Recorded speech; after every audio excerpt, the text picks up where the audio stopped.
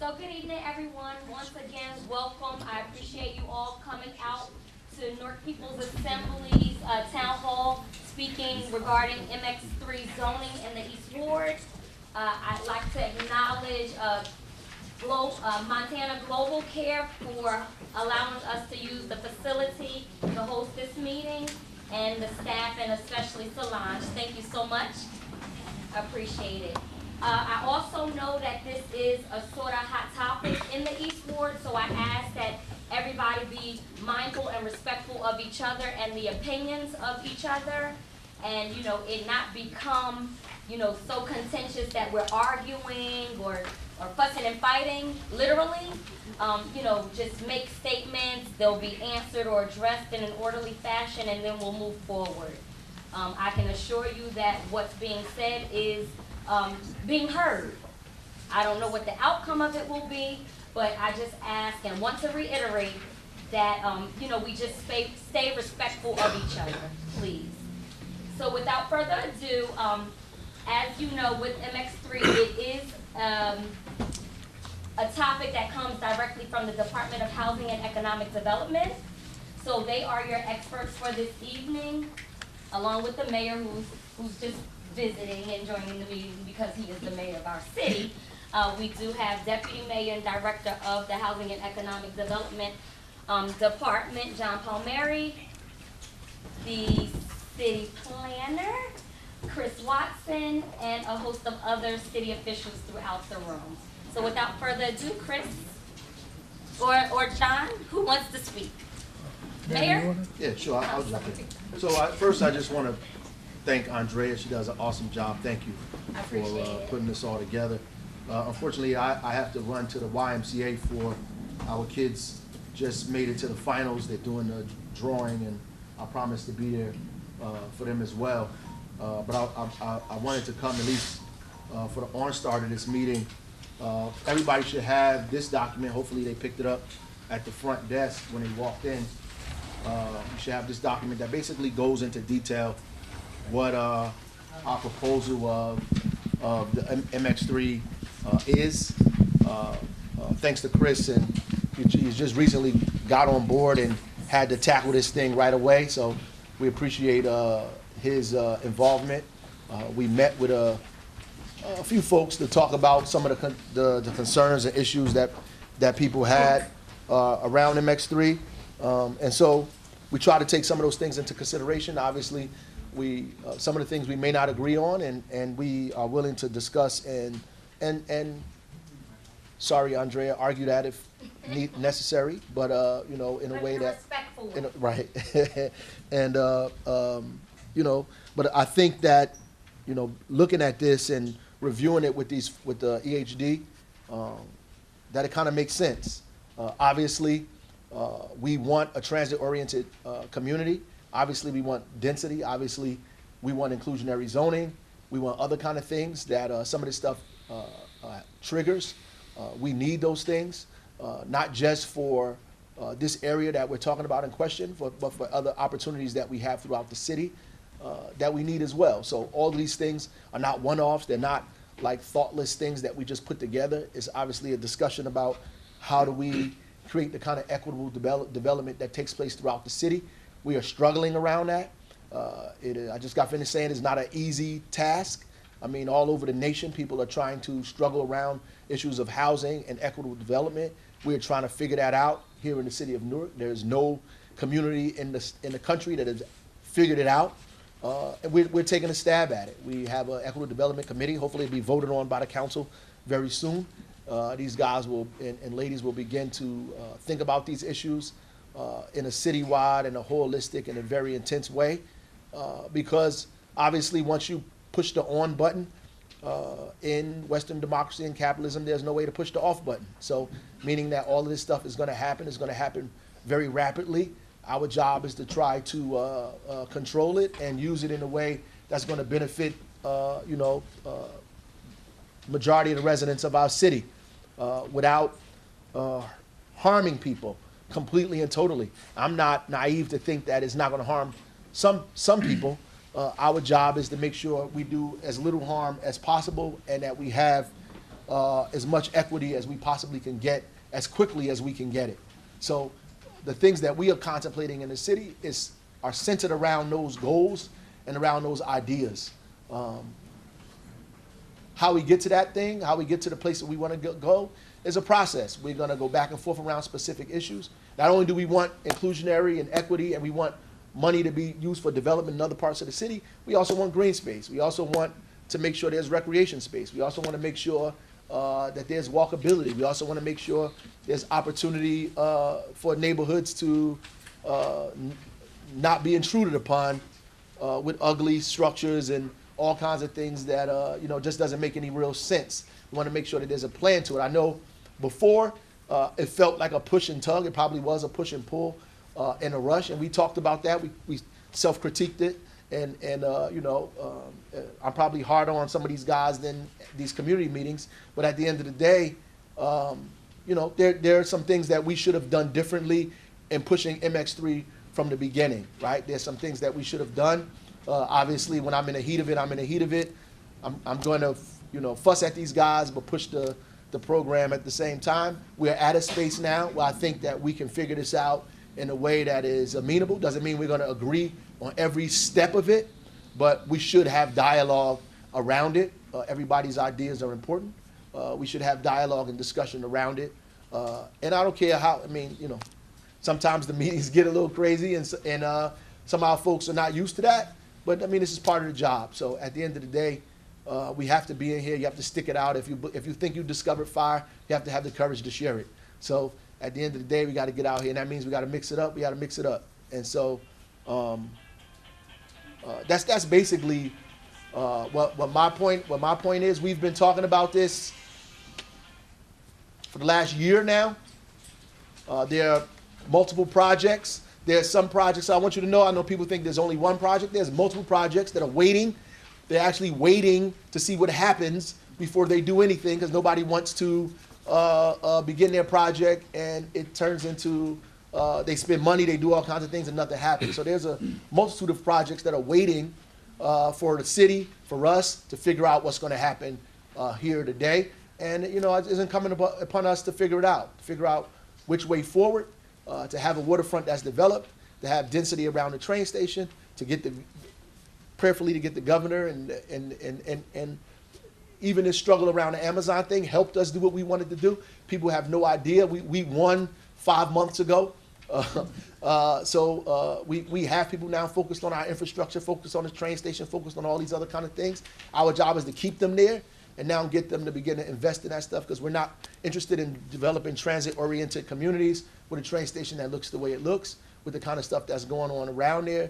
The development of Peter Francisco Park, all these other kind of things that we're contemplating. And it takes strategy sometimes to get those things happen. Well, not sometimes, all the time, to get those things to take place in the way we want them to take place. Sometimes it's not as apparent as it should be, and we need to have more discussions with folks around that without destroying the game plan at the same time. We just have to be smart about how we get these things done to make sure the community is on board with us, and we have a partner in trying to make these things happen and not feel like we're making them happen on our own. Because we don't have to be. We don't have to struggle with all these people on our own. We can get community input and figure out how to make this stuff work. So this is markedly different, I want to say, before I get out of here, than what was presented the first time when we had these discussions. There's stuff on this that just was not talked about before. It is completely different than it was first discussed. And I am happy about that. There's probably some things on there that you think that should go a little further, and we're willing to talk about that and discuss those things as well, how it should go further. The whole conditional approvals, some of that stuff is in there as well in a different phase, but we want to, hopefully you guys talk about all of those things before you get out of here tonight. And this is not our last meeting, just our first. So we don't have to hammer everything out right now. And I do want to say that tomorrow the council may advance it. I just got finished talking to them, well, most of them, before I came here on the first reading. There is time for community input. There's also discussion with them about opportunities for things that may a change either from their place or from the floor. So we just have a timeline, and I don't want you to think that we're doing this anyway. I want you to think that we're doing this, but you have an opportunity to get some of this stuff changed that we think that we can make happen, or if it's reasonable in our mind. So that being said, if you have anything for me before I walk out of here, please. What's the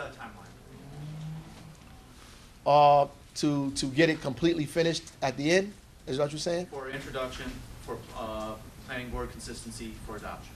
I think ultimately the end of it is like the end of December or something like that is the final date that we're looking towards. I think it's the end of December. So what's the rush? There's a lot of details in here. Why does this have to move so quickly?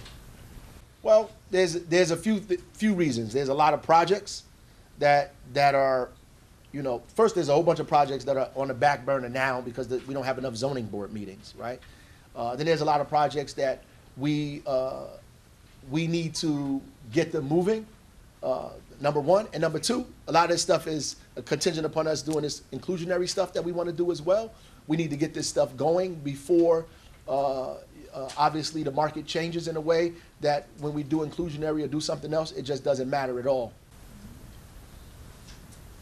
Can we just get it deferred to the beginning of next year? Because it's the holiday season and it's a rush. And we didn't have time to input, especially if it's going to first reading tomorrow. A lot of us have to work during the day. Why couldn't it be, isn't December's only one meeting, or is it still two for the municipal council? It's 2 meetings still. So It's still 2 meetings. Can we defer it to the end of the month so we could have a chance to be there and speak before they pass it for first reading?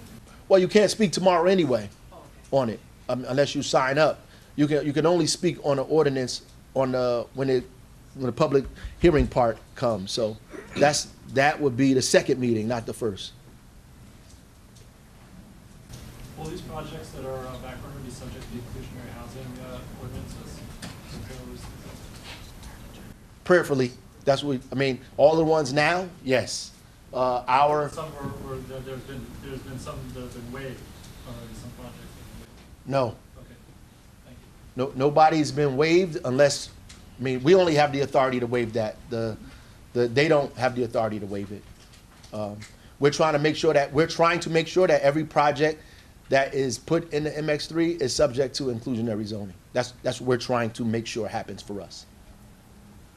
So you said that this ordinance was completely different from the ordinance that was invalidated by the... No, I said there's some things that are different in the structure of this and some of the things that we've added in that are different from the first ordinance, yes. So do you want to highlight which ones are different? Because it seems by looking at this that they're exactly the same that was invalidated by the court recently.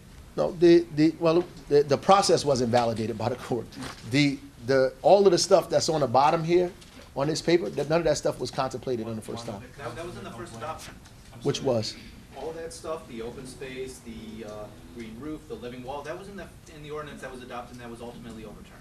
Yeah, but I just want to highlight that the complaint specifically said that the ordinance was not substantially compliant with the master plan, so that's one of the counts that the complaint won, was withheld by the court. So No, why that's- are we here a second? No, that's, so we don't agree with that part, because we don't agree with the court said that. That's what the law stands, and that's what the judge of the first instance. No, first of all, the law says that the master plan can be changed as long as there is reason, right? That there's reason given. That's what it says. We know that, the court knows that, the judge knows that. We can have a whole debate about what the law says in here, but that's not what we're doing. Obviously, I'm not trying to ask for that, I just was asking, where do you see, you said that they were the same, I'm asking very clear, like if you could just state very, succinctly, highlight the differences between the prior and the one that was invalidated by right. the court. Some of the stuff, it talks about the feet, some of it talks about height of the property. Some of the other things that are highlighted, there also is gonna be conditional approvals on things above a specific amount of feet, should be in there as well. So I know based on our discussions that we had, there's gonna be some differences in this than it was the first time. I know that based on the discussions we had. So I'm trying to read this whole document that I have, so Including the height limit? Well, the height limit is, it should be 145 feet based on what I see here and what we talked about in our meetings. Right. So I just wanted to make sure I read it here to be clear before I said it. That But was yeah, in the prior ordinance, it was 12 stories in the prior ordinance and a loophole for 20 stories, and it's. no, there is no loophole for 20 stories in this at all. There's none. There's no loophole for 20 stories in this, none. At the end of the day, anything above that has to get a conditional approval by the community. Anything above what we're talking about here has to get conditional approval. So what's the maximum height for a high-rise multifamily dwelling in the MX-3? 145 feet. Right. Where does it say that? So in the if you look in the section for ordinance, right, it does define that. It says So- 10 stories, 120 feet, plus an additional 1 story per 12 feet of height permitted for each additional 1,000 square feet up to an area of 20,000 square feet, maximum 20 stories. So that's how high-rise dwellings are defined by our Right. zoning But where does it ordinance. restrict it for the MX-3? By the MX3 ordinance, and if you just read over to your left, it will Right. also say in the MX3 zone, it's 145 feet, period. It doesn't say that under the high-rise development. No, it says it under MX3. On the MX3. That's a new zone. Yes. Yeah. So So it says in MX3, No, That's no. not the ordinance, this is the ordinance. yeah, but No, the no, yes, it ordinance is. here Yes, it states, is. right? Yes, it is. MX3 for residential and commercial use. Yes, it is. Building height shall not exceed 145 feet. Listen, we're not trying to trick you or fool you or do nothing. That's what the ordinance is gonna say. 145 feet, there will be no loopholes. Yeah. Anything above 145 feet will get conditional approval. So why Bottom can't that line. be included Yeah, in it's the section on highlighted there, high-rise? sir. If you read this, it clearly says, high-rise dwellings are all permitted in zones with exception of MX3. We must define how the city define a high-rise structure. And a high-rise structure can go as much as 20 stories. However, we are saying in the MX3 zone, that definition does not apply. MX3 would only allow for you to go maximum 145 feet, Period. And period. that's 12 stories. And anything, And we are only permitting maximum of 2 of those stories of parking. Because we do not want to now defeat how we are defining transit-oriented development. We can't on one hand say we would like to promote this type of density to capture all of these sustainable values and then go counter to that right hand with the left hand and say, build a parking garage. right. So So if we're you not go making it mandatory that they put parking in there. Well, if you do a 10-foot floor-to-floor, which for a residential building isn't that far off, you're looking at a 14.5-story building. No, No, no, it's gonna equate sir to a 12-story building. no.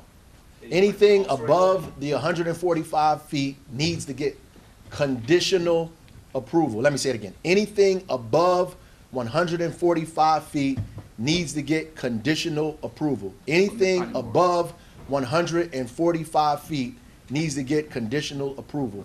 It means that if it is above that, no matter what trick you come up with or what scenario or algorithm you design, if it's above 145 feet, you have to get conditional approval. That means you have to go to the community and get, and the conditions that are set upon you have to, we agreed upon, it has to pass the planning board in order for you to get the approval that you need. Anything other than that is not going to fly. That's it. Anything other than that is not going to fly. So I just wanna make sure I understand, so it's gonna be 10 stories, so 10 residential and 2 floors is gonna be, So in how the ordinance is written now, so there's a confusion between required and permitted. So we're not requiring parking. Right. Because the requirement of parking goes counter to what this ordinance is about. And this ordinance is about following the master plan that actually talks about transit-oriented development, that talks about building density around our train stations.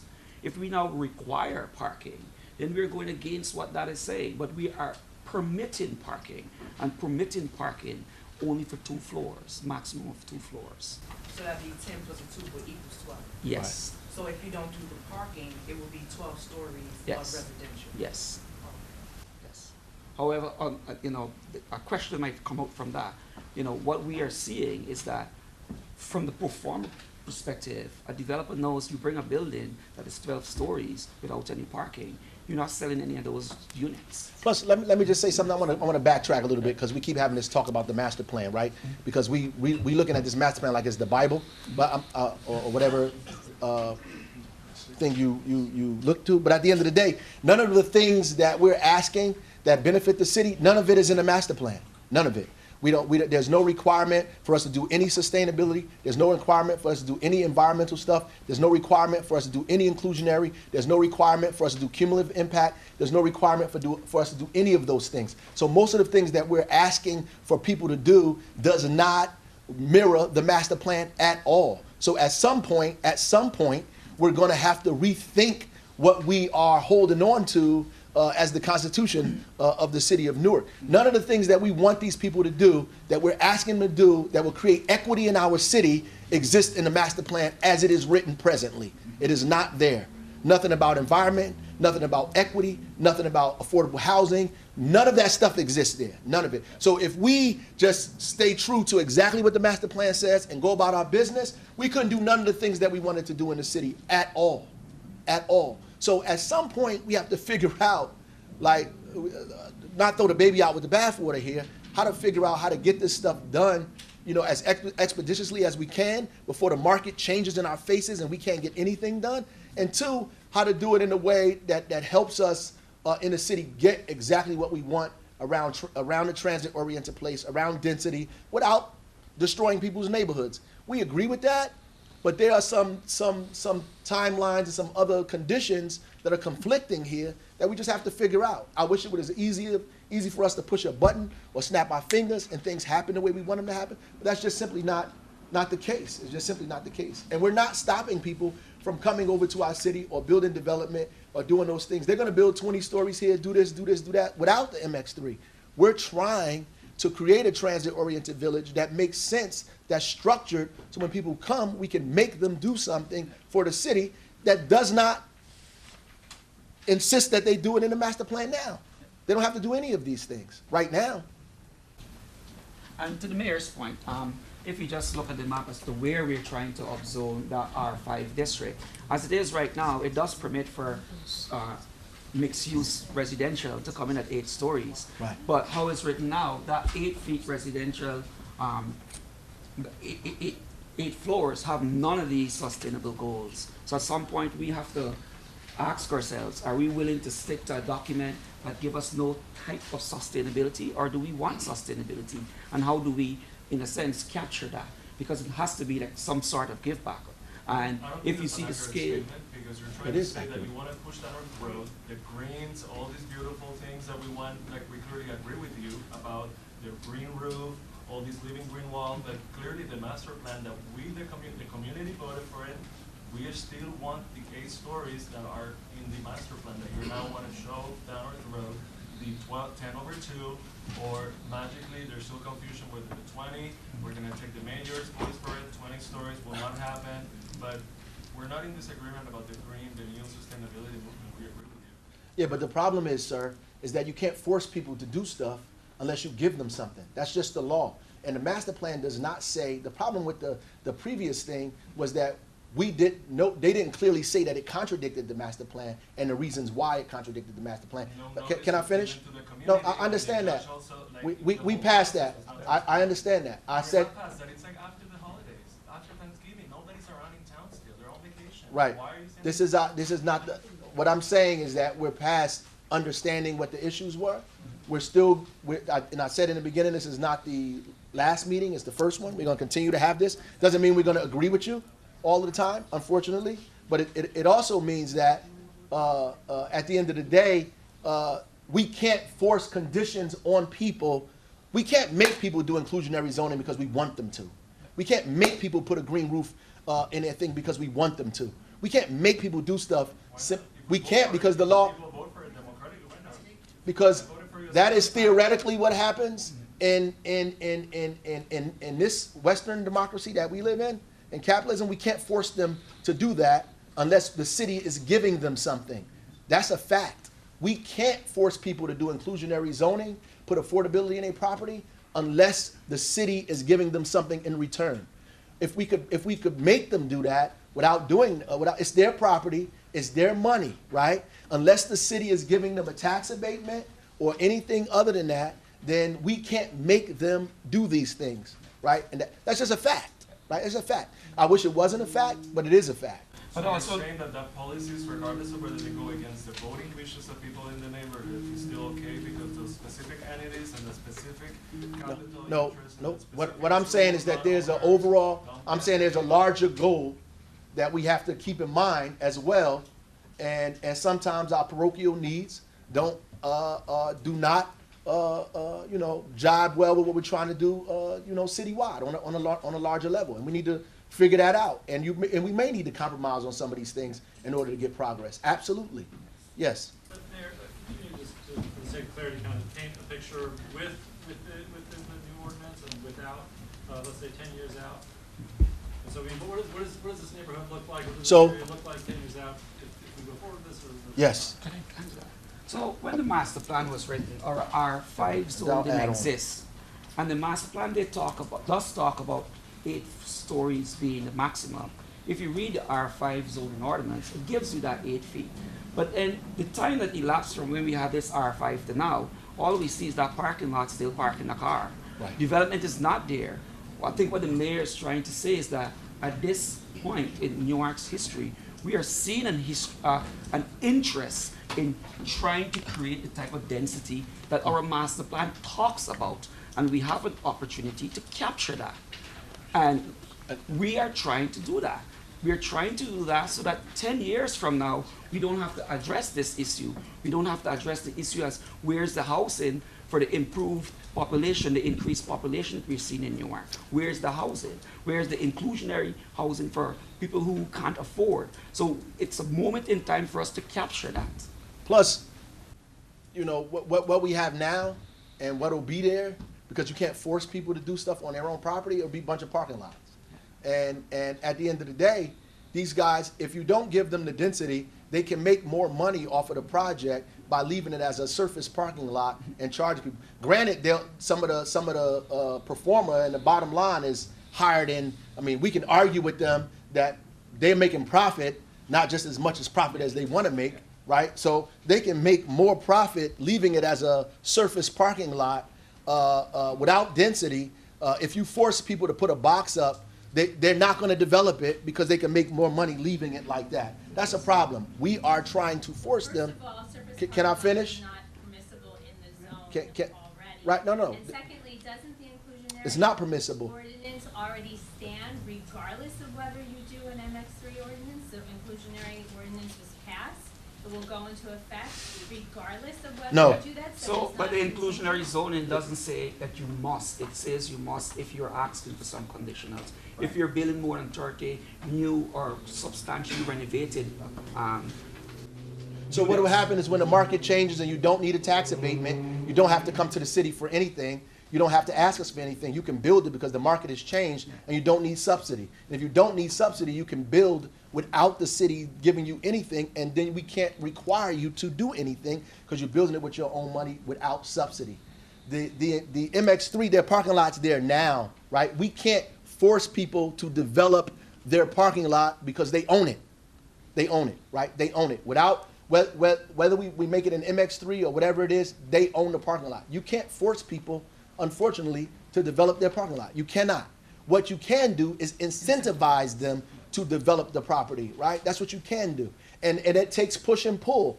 Harrison has 5 stories, why does Newark have to have 12? Well, Harrison is not Newark, and Harrison does not have the train, what we have and all the other kind of things, the density that people want. They don't want that. They don't want the density in the ironbound. The density belongs in the central zone, not in the ironbound. That's not true. People do want it.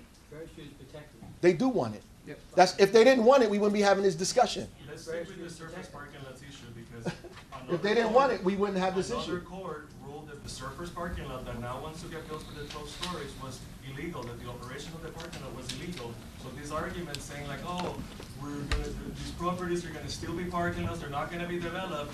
We got a court to invalidate Like, That's the that's But one. then pro- now we not don't have already anything at all. working on, so Sir, that's that one. developer is seeking to develop. Let me tell you what happened because you have misinformation. No, it's not misinformation. It's people that sued and won the case against the Right. city and against that developer. No, to against the say that developer parking lot was about the that. operation of the Yes. parking lot was illegal, and I was also part of the attorney that filed the complaint, and no notice was given to residents. Right, The and- judge agreed and- that this plan is not substantially consistent with the master plan.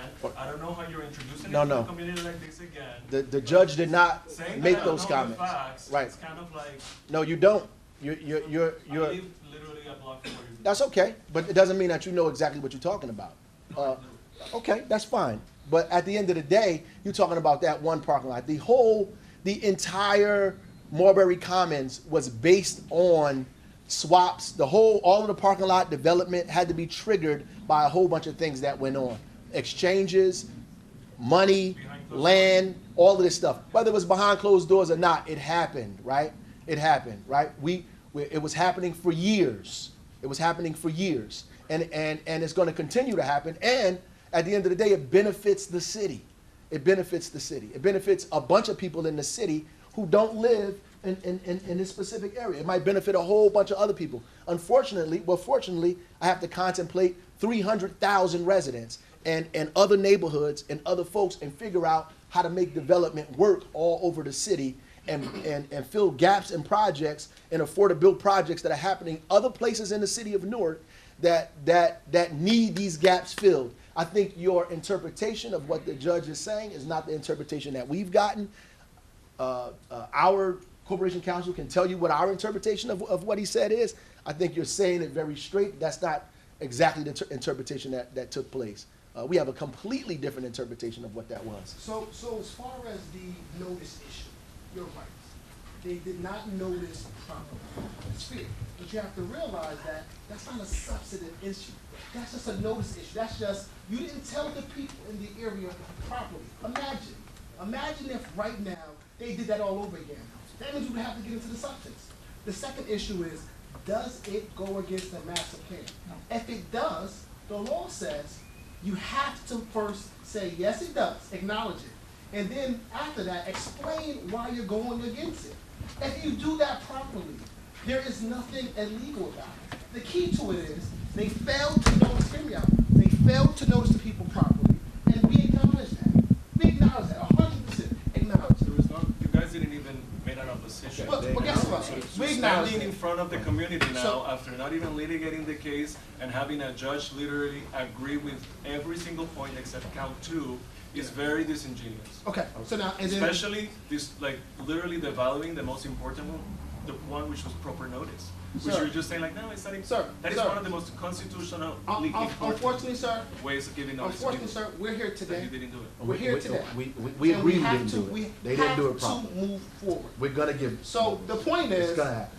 if we do the proper notice, right, which will be done. If we do the proper notice, which will be done. If the second part is, if we first say that, you know what, it's against the master plan, we may disagree that it is against the master plan. But if we say it does go against the master plan and we acknowledge it, and then we give substantive reasons on the record in the council that, yes, we're going against the master plan, but as the mayor and as the planner just said, for the following reasons, at that point, the court will not have any issues. The law says that you have to do that.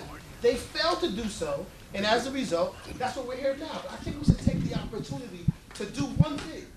Use this opportunity to do what you didn't have the last time, which was an opportunity to have a dialogue with the administration. The opportunity to say, you know what, we want certain things involved, we want to pull certain things out. Don't use this opportunity to talk about what happened back in the past, because guess what? We're here today. And if you do not speak about what you want, you will not get an opportunity to do so. Well, what good is having this opportunity if the ordinance is being introduced tomorrow? We need more time, we need more engagement. We actually need engagement before the thing is written and put before council. Okay, so- This is really a quick and unfair process. So let me speak to that. So in the last 3 weeks, there's been a number of people from this area who has come to speak to me and also come to speak to the mayor about what their issues were. We actually have some of them here. I won't identify who they are because that's irrelevant. They sent us a document. It's not the document here, but they sent us a document. We had one-on-one with the people. We had a group conversation and things of that nature. We did that on 2 occasions, and as a matter of fact, I think he did one after that. So that on 3 occasions in the last month or so. With that said, after tomorrow, you still have an opportunity to meet again. And on a number of occasions. And then the most important day, which will be when it's on for second reading, is when you give your context to the council. And as a result of that, those folk will have an opportunity to say yay or nay. But we want you to take the opportunity to speak to the mayor and the folk from EHD about what you want. So after those meetings, what changes were made to the ordinance? Because I have not been able to find anything substantive. So I have a suggestion. I have a suggestion. 20 Can we feet just thing do a that you keep talking committee? about that doesn't exist. Can we just do a time where we could 20 literally stories. like go over the ordinance together and also go over the master plan together so everyone could be on the same page? And then from there, we were able to plan after the second We can. reading what we want. First of all, I think the master plan should be changed. That's my personal opinion. There's people in City Hall that go back and forth with me. I think it should be changed. I think it's limited. I think there's things in it that should be added, and I think people are holding on to it simply because they did it, and that's okay. I mean, at the end of the day, there's some things in it that it just is not. It does not achieve what we needed to achieve at this time in the history of our city. It does not. Those things need to be dealt with, and we need to be honest about that. It's just everything that we're doing is not in that master plan. Everything. So we can have a discussion about that. I mean, that stuff is just simply not there, right? And I think that is a longer process, and it takes a longer time, right? And ultimately, that I agree, that does need to happen. Can we wait until we do all of that for us to proceed? I don't think we have the time to do that. I just don't, and that's my opinion. I don't think we have the time to wait until we go through the process to change the entire master plan before we do some of the things that need to happen right now. Some things need to happen right now, and some things we can wait until the master plan. But ultimately, everything we're doing needs to be embedded in the master plan. Needs to contemplate how fast the city is moving. But listen, 3, 4, 5 years ago, the city was not moving this fast. We did not have backup. We have stuff that can't get to the zoning board for 5 or 6 months, 7 months. There's a bunch of backup. You have about 40, 50 projects that are behind. We have all this stuff that are happening in the city now. Billions of dollars of development it wasn't happening. It just was not taking place, right? So we can pretend that it's not happening. We can pretend and act like nothing's going on, stick our head in the sand and just go about our business. Or somebody has to say these things are happening. How are we going to deal with it and reconfigure the city in such a way that we begin to benefit from this, and that we don't wake up tomorrow and get hit over the head with an avalanche? Because that's what will happen. And ultimately, we'll be arguing about the space around Penn Station, and there's a whole bunch of areas in the city that need immediate attention now. So how does the community, if all these developers are coming here with the money and the community doesn't have the money, how can we leverage it out that we could start our own community land trust and start building our own communities? And all that stuff we're doing, right? So prayerfully, the land bank ordinance is being pushed again. It won't be vetoed this time by the governor. We have a series of meetings. There's small developers in the city. Only people you know is these folks down here because that's where they want to be. They're not coming to other parts of the city. We have small developers that are building projects, that are affordable projects, that are chronically homeless projects, that are container homes, that are all type of projects that have gaps.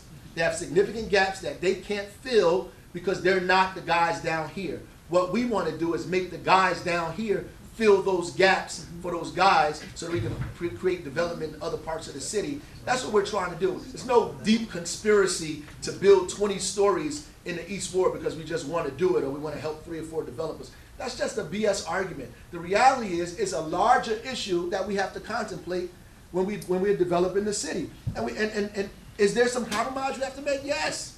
Yes, absolutely we have to make some compromise. Yes. I wish I didn't have to make it. But yeah, there are some compromises we do have to make in order to get the things done that we need to get done. We can't force developers, unfortunately, to do anything for us unless we give them something.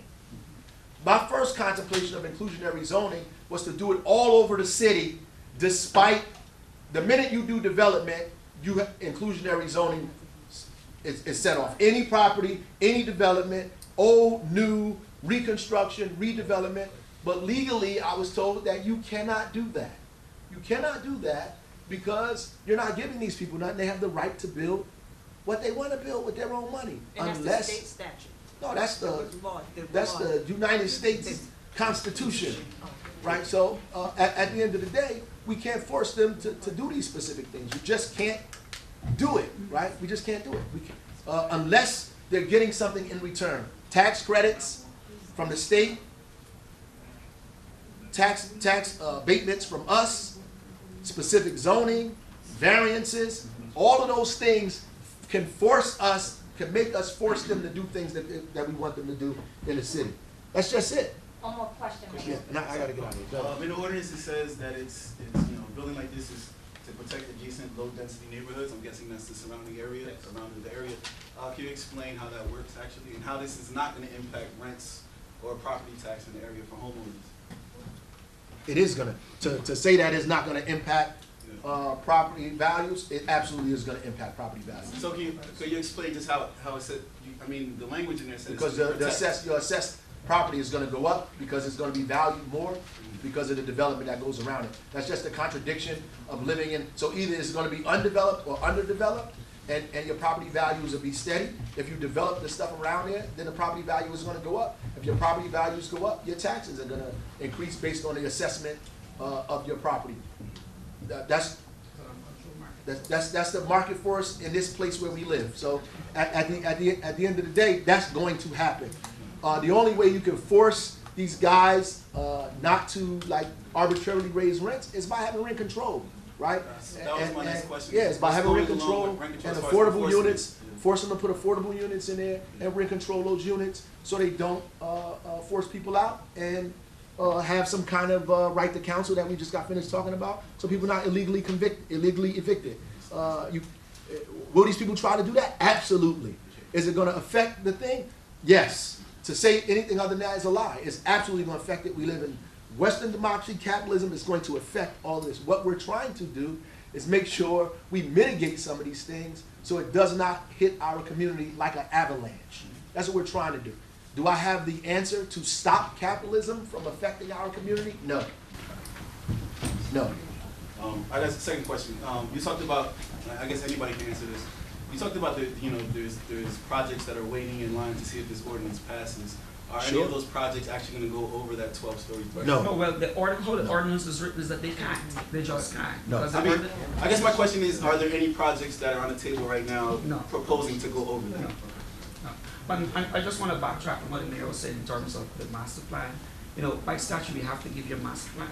You have to produce a master plan every 10 years. That process in terms of community dialogue starts. I gotta go, but let me interrupt you right there. So at the end of the day, people will put stuff on their plan, and they'll anticipate getting the variance, right? They'll anticipate getting the variance, because people have been getting, I wish I had total control over the zoning board, I don't. People will get a variance, and they'll go above and beyond what we even want them not to do. The only thing that's gonna prevent them from doing that is a conditional approval. So now they have to come to the community and get conditions that community suggests. If they don't do these things, then they can't get the approval, right? And so it forces the zoning board, and I got this from these guys. So the zoning board has to now abide by those specific things, and it's not just me calling people on the phone, asking them and begging and pleading them. Now they have to come to the community and get conditional approval. So yes, will they try it? Absolutely. They will. Thank you, Mayor Baraka, for your time. I know you spent a little more time than expected. I appreciate your expertise. So, as mentioned in the beginning, I know more people came in, so I appreciate your time and attention to this matter. At the table are your Housing and Economic Development Department experts. So, Chris Watson is the planner, the city planner, Deputy Mayor and Director of Housing and Economic Development, John Palmieri, and Chief of Development, Carmelo Garcia. Excuse me. So if there are any more questions, they are more than able to field them. Sorry. Okay, so This gentleman. So the mayor is talking about how passing this will address gaps in affordable projects throughout the city. Can you explain that? I think what the mayor is trying to say is that we have a need for affordability throughout New York. Do we need to provide those affordability where they exist? For instance, do I need to now build, if I see in the West Ward, there's some gaps in affordability, but we don't have the mechanism to build it in the West Ward. Should we now deny it being built in the East Ward where we can now relocate that need? So that's what he's trying to say. We have to find ways of building what is needed. But It would sound, he's talking about developments for homeless folks in the West Ward, and that if we pass MX-3 somehow we'll be getting money from these developers to address that funding gap of a project for, chronically homeless. Oh, no, great question. Okay, so great question. So basically, So you can explain how that. I appreciate your question, Arnold. It's important to note, right, two things. One is the mayor is trying to create an emerging loan fund for developers to be able to develop in the West and South Ward, the most distressed neighborhoods that are in disrepair, right? And so therefore, this becomes a vehicle, again, for him to leverage in the mandatory requirement of the inclusionary zoning at a 20%, where there are 3 paths that a redeveloper can explore. Path 1 is embedding the 20% within the project once it's over a 30-unit plus project. Number 2 is that of doing a payment in lieu into the trust fund. We have multiple trust funds, and the purpose of the trust funds, which were depleted, were to in fact build a reservoir, reserves for those developers who are going to be encouraged to build in the South and West Ward.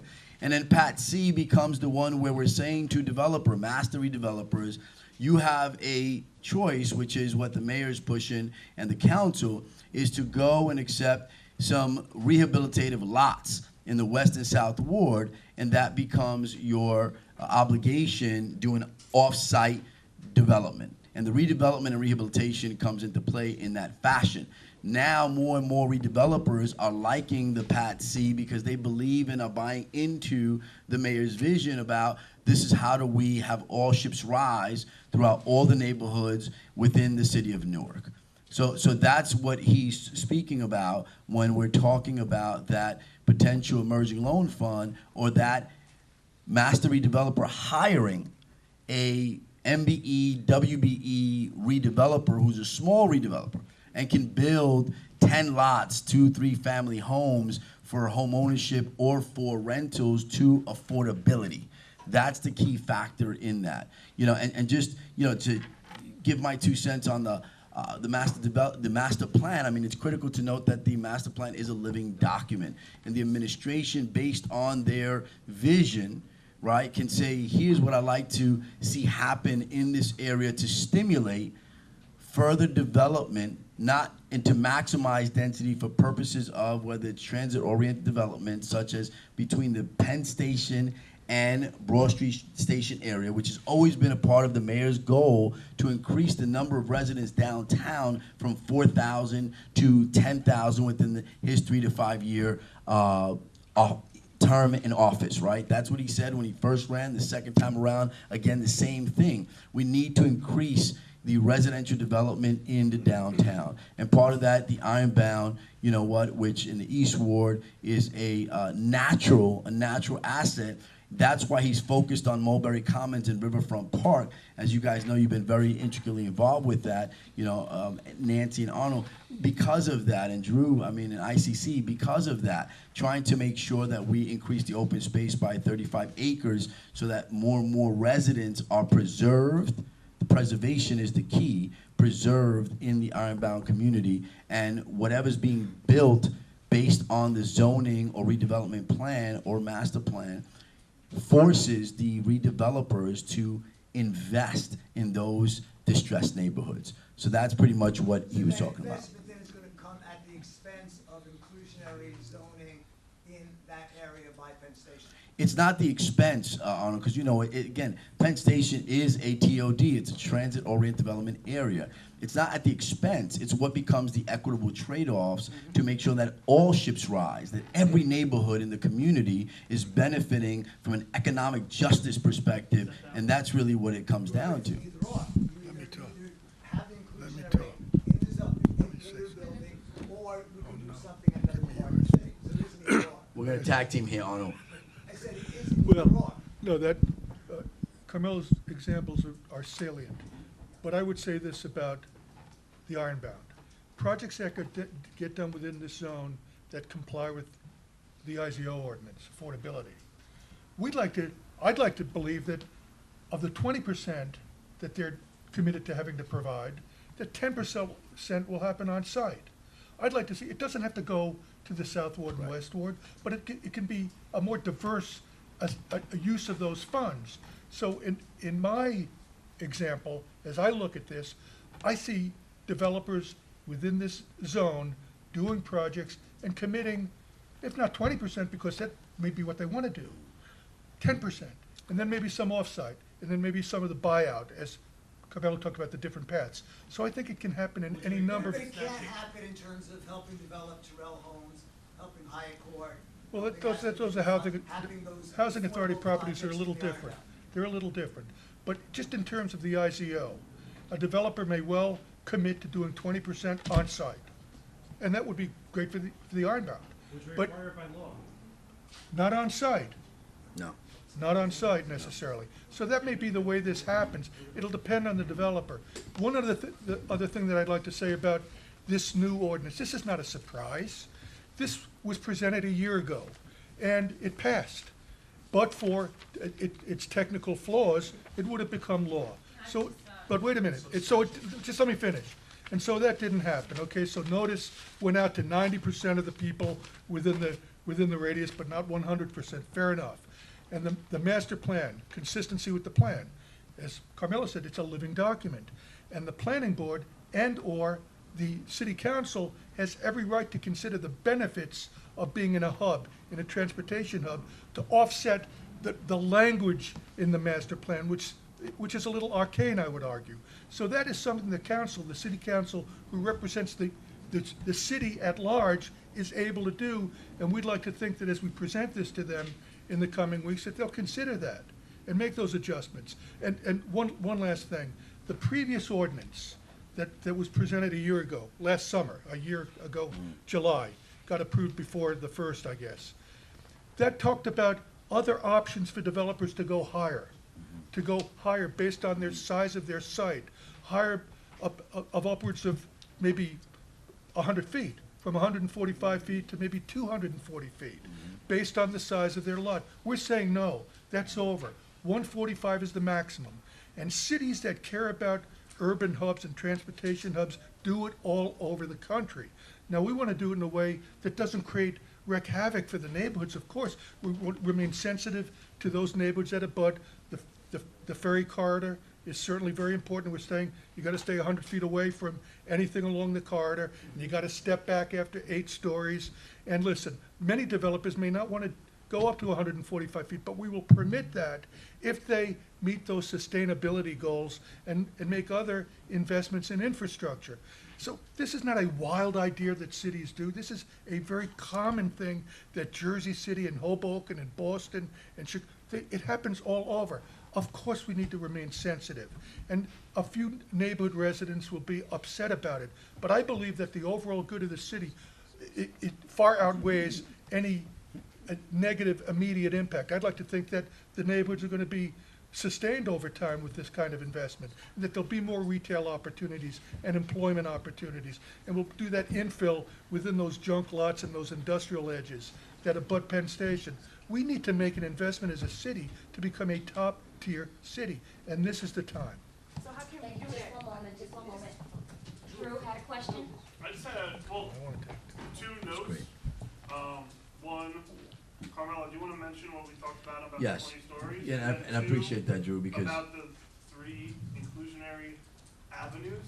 Got it. From the intent of the ordinance, what I've read is the intent is to put the 20 units on site. developer needs to show why they can't put it on site, and then get that approved by the mayor or by you, John. And I'll address that, Drew. Number one, so we're clear, right, because there's a confusion. Whoever is pulling the ordinance from Legistar as a public readable document is still seeing the 20 stories in there, the 243 feet. That's inaccurate. That's stricken, right? That was one of the things that the mayor, and dealing with James and a few folks on the plan Newark that I know of that we've been in conversation with, we agreed that that was automatically one of the items that was stricken. I spoke to Corporation Counsel also this evening, when in fact, you know, Drew and I were talking on the sidebar about it. That is not happening, okay? That was one of the changes, one of the major changes, material changes to the ordinance that is critical. And that what came out of the discussion that the mayor had with the folks from Plan Newark as the ambassadors who were talking about, you know, how do we make it better, right? And so that is something I wanted to just clear up. And I spoke to Corporation Counsel about that because the one that is accessible in Legistar is still showing that language there. That language is to be stricken and not be a part of the ordinance. When can we expect that? So again, Corporation Counsel is going to ensure that, you know, immediately by tomorrow morning, if not late tonight, that, you know, and Chris Watson, hopefully, as the planning officer, will make sure that that is in fact shared. Number two, Drew, to the point of inclusionary zoning.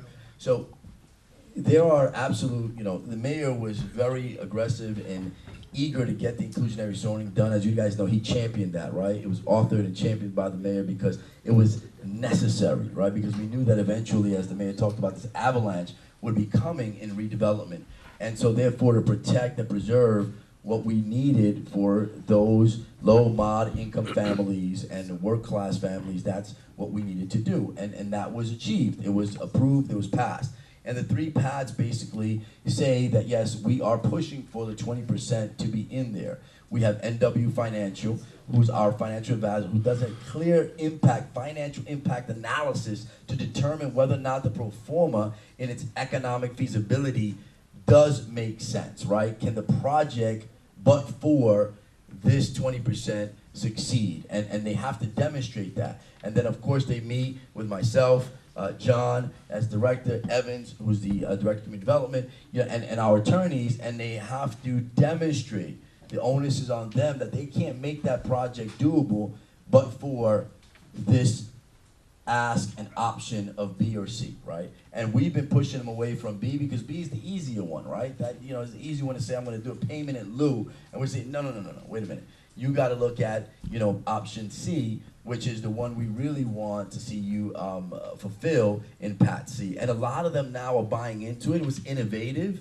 It was different. So they were like, oh, we're not comfortable with this. We're not used to this. And what happened is, as they explored it further and we broke it down to them and educated them on this path, now they're saying, oh, wow, this makes a lot of sense. So you have some projects like the one on Christie Street. That is where we can use that to defer, right, with Terrell Homes, Arnold, we can defer affordable housing there and give subsidy to that. So that redeveloper can make that project work as a JV with, you know, ICC or anybody else. So that's really what we've been focused on and really pushing hard on.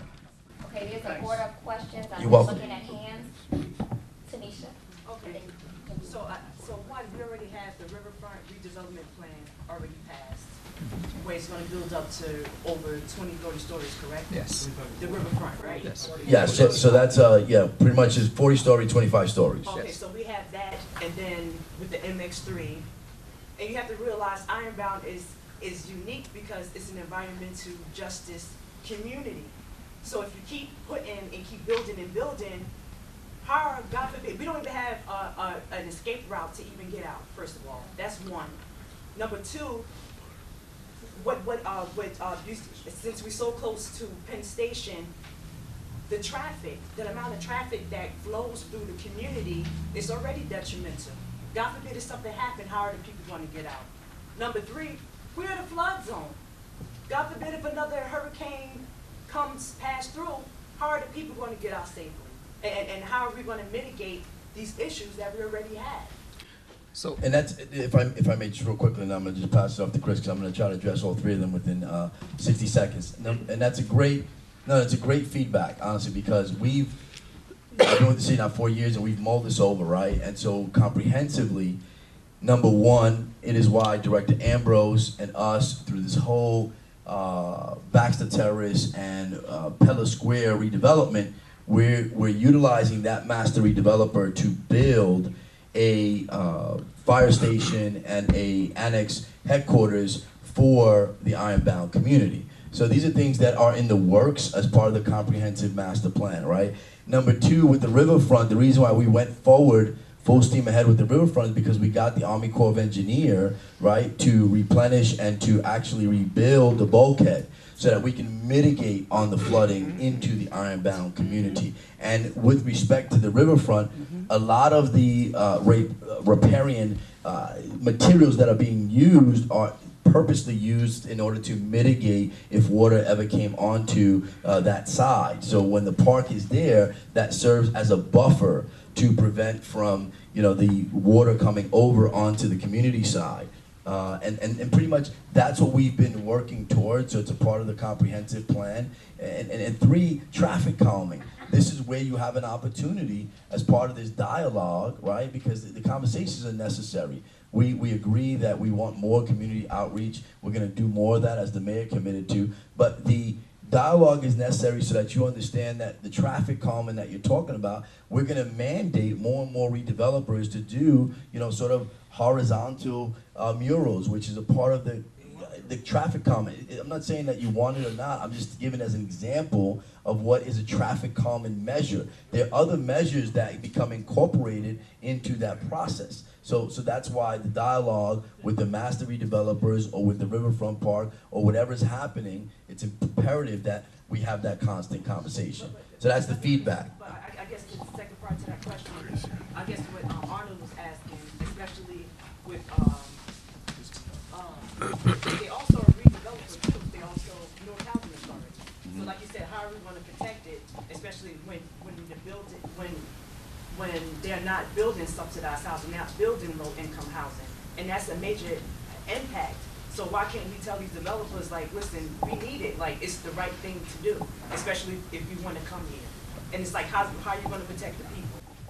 So we've been doing that, just so you know, we've been doing that. No developer can come into the city of Newark and dictate as to what it is that they want to develop. We tell them what the needs of the city are, and then they have been obliging to that. They've absolutely been saying, whatever it is you guys want, we're gonna acquiesce to, because we're buying into the vision that the mayor has, and that he knows best from the council and the mayor what the community needs are, and that's what we've been doing. I mean, honest, there's no developer, and John knows, in the last year that can come in here in the last 4 years and say, here's what we want to do. No. Sorry, then you're in the wrong city. You need to go to another city, because that's not the way it works in Newark, right? And that's what we've been holding the line on, so we've been doing that, just to let you know. We have been doing that.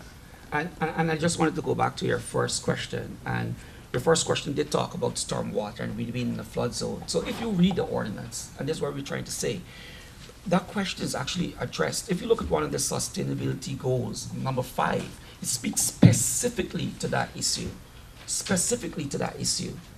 You know, and just realize that this is a zoning ordinance of permitted use. Developers still have to go through a process of a planning board and zoning board process, and in that process, there's a professional planning review, there's water and sewer and engineering reviews, and if these city departments don't feel as though those projects capture some of what we need in terms of protecting the city from those type of situations, then they don't get approval. Yeah, I've been to the meetings and they didn't have it and they still passed it. Yeah, exactly. And I have the documentation. Next question is Chris, and then the gentleman there. On this point. No, excuse me, sir, we're gonna keep order. It's on the same point, it's like a follow-up question, so. But no, we're gonna keep order and we're gonna allow Chris to speak. We're not gonna address that, we're gonna allow Chris to ask his question, Right now, please. the parking lot by Penn Station for stormwater management procedures, there's been no enforcement, so that's why it floods. It's okay, you can talk, but you're gonna And that's actually in some ways my question. So you can adopt his question, Chris. You can adopt his question. Thank you. There's been talk about having these conditional uses for this increased density. Frankly, these are not conditional uses in here. They're supplemental standards, These are which not are not the conditional same as conditional uses. Is there any reason that the high-rise multifamily dwellings, the high-rise family or building type, the ground floor commercial building type, and the detached commercial building type are not made conditional uses? Make these sustainable standards part of the actual conditional standards, as well as a maximum of 10 stories as a part of the conditional standards to provide a statutorily higher bar when they come before the zoning board or planning board for variances. Is there any reason that's not happening? So you're saying instead of us asking for these sustainability standards at 8 stories, we should ask them at 10? Is that your question? No, I'm saying you keep the standards in. We actually make them part of the conditional use standards, because right now, these are permitted as of right uses. They are not conditional uses. Will you make them conditional uses? There. I just want to make sure, you're talking about for the taller buildings Yeah. beyond 10 stories, For 12 the- stories? Anything Beyond above 140, 8 stories. up Anything above 8 So stories. that would be high-rise multifamily buildings. That would be the high-rise multifamily dwellings, which is the use. If you switch over to the permitted building types, it would be the high-rise multifamily building type, the ground floor commercial with commercial or residential above, and the detached commercial building types. Yeah. Make those conditional uses with the sustainability standards and a maximum of 10 stories being part of those conditional standards. I wouldn't recommend that. I can understand the argument. I wouldn't recommend It that. gives the I- neighborhood more protection. No, I understand, Why would but you wanna give the neighbor more I think protection? that, I think 145 feet is a very reasonable standard as an as-of-right standard with those other sustainability requirements. I think that above 145, there ought to be those kinds of conditions that apply to any request for anything above 145 to 200. Presently, as the ordinance is written, you just come in and apply for a variance, right, above 145. You'd make your case and apply for the variance. I think that there ought to be some, I can understand the argument and would give merit to an argument that says above 145 to 200, there ought to be conditions that have to be met before they'll be considered. Why are we talking about above 145? We're talking about below 145. We're talking I'm talking about above 8 stories 145. or above. I'm talking about above. And right now, you have these standards that can just go to the planning board and say, hey, we want a variance because it's a tough standard to meet. And the planning board will grant it like candy. Why can't we make this a conditional use so it's a higher burden of proof that they have to meet? Because 145 feet I mean, and do you out, actually want these to be enforced? I think you need as-of-right standards so that developers can come to the table with investment capital, knowing that they will comply with a number of city requirements, by the way, not only IZO and the sustainability requirements, but other important goals that we have to build a city. If you start demanding that they come in and make their case and maybe they'll qualify for variance, maybe not, it becomes too unpredictable a process. So for me, 145 as an as-of-right requirement makes sense. Above that, I can see making other I mean, conditions. already, these are going to require a variance. The question is who's granting the variance and what's the burden of proof? Why not enhance the burden of proof? But I don't think that's the case, 145 Chris. is not the case. I think the case here is that if you go above 8 stories, you are required to meet these sustainability standards. With a low burden of proof. Why not enhance the burden of proof? By But you're making it a required, conditional use variance. but I would think requirement is a higher standard of proof than a conditional use. Yeah, that's Yes. not how it works statutorily. It's about a C variance or a D variance. Yeah, but if they're not asking for any variances and they're They're go, not asking for any variances. as it is right now, Chris, if they want to build a 9-story building, you know what, they're above an 8-story building and they must do these things. Well, if they don't want to do these things, they ask for a C variance, it's a low burden of proof. Whereas if it's a conditional use, and that's part of the conditional standards, it's a higher burden of proof. It's a greater protection for the neighborhood, while still allowing you guys to get your higher heights that you want. So your suggestion is to just make this a conditional use. Make that a standard of the conditional use and make the high-rise multifamily and those building types be conditional uses. He's a good planner, by the way. Chris, you need a job? We need you, buddy. You want a job? We're hiring. Now the director in Wayne. Yeah, thank you. I know his mayor very well.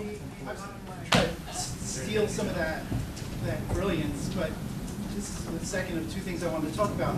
This is one of our big problems with the process last year and then this year as it goes to the actual details of the bill. We went through this last year, as you know. Now we're in a new place, but we had replied to your request in good faith, over significant hurdles in a very quick time with specific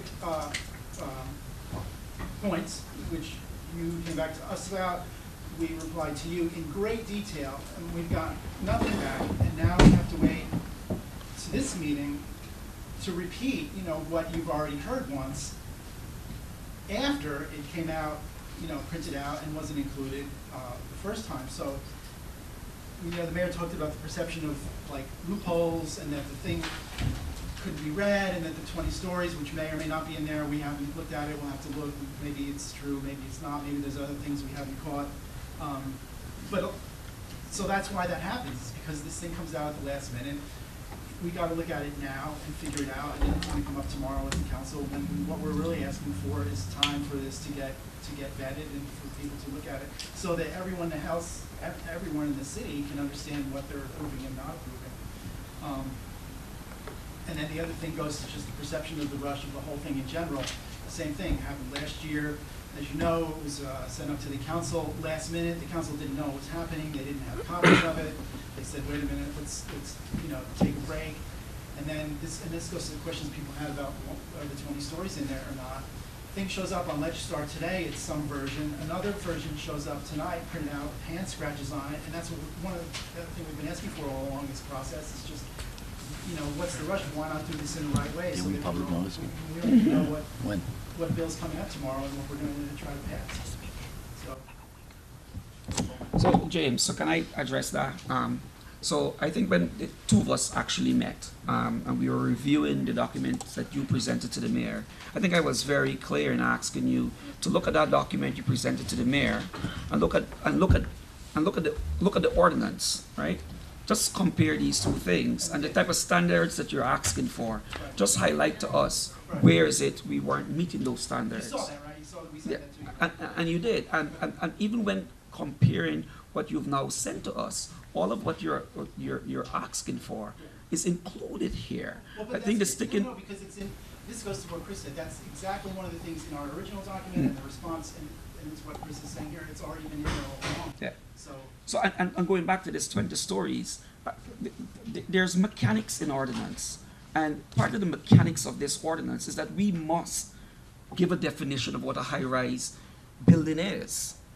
We must provide that definition, and that definition is there for that reason. But also we are saying MX-3 does not go to that definition. It's going to be limited to 145 feet. So I don't know why we're still discussing this. We don't have any disagreement or truck with that because, again, I'm seeing this for the first time tonight, 1 hour ago.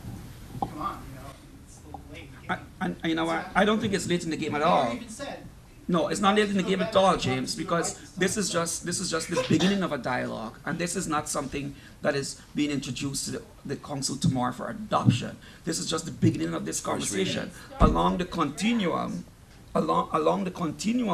of this process. There are many opportunities for community dialogue, and we're here to listen to that type of council, and so we can improve this. The idea is not to do something in the dead of night. The idea is that, as the mayor explained before,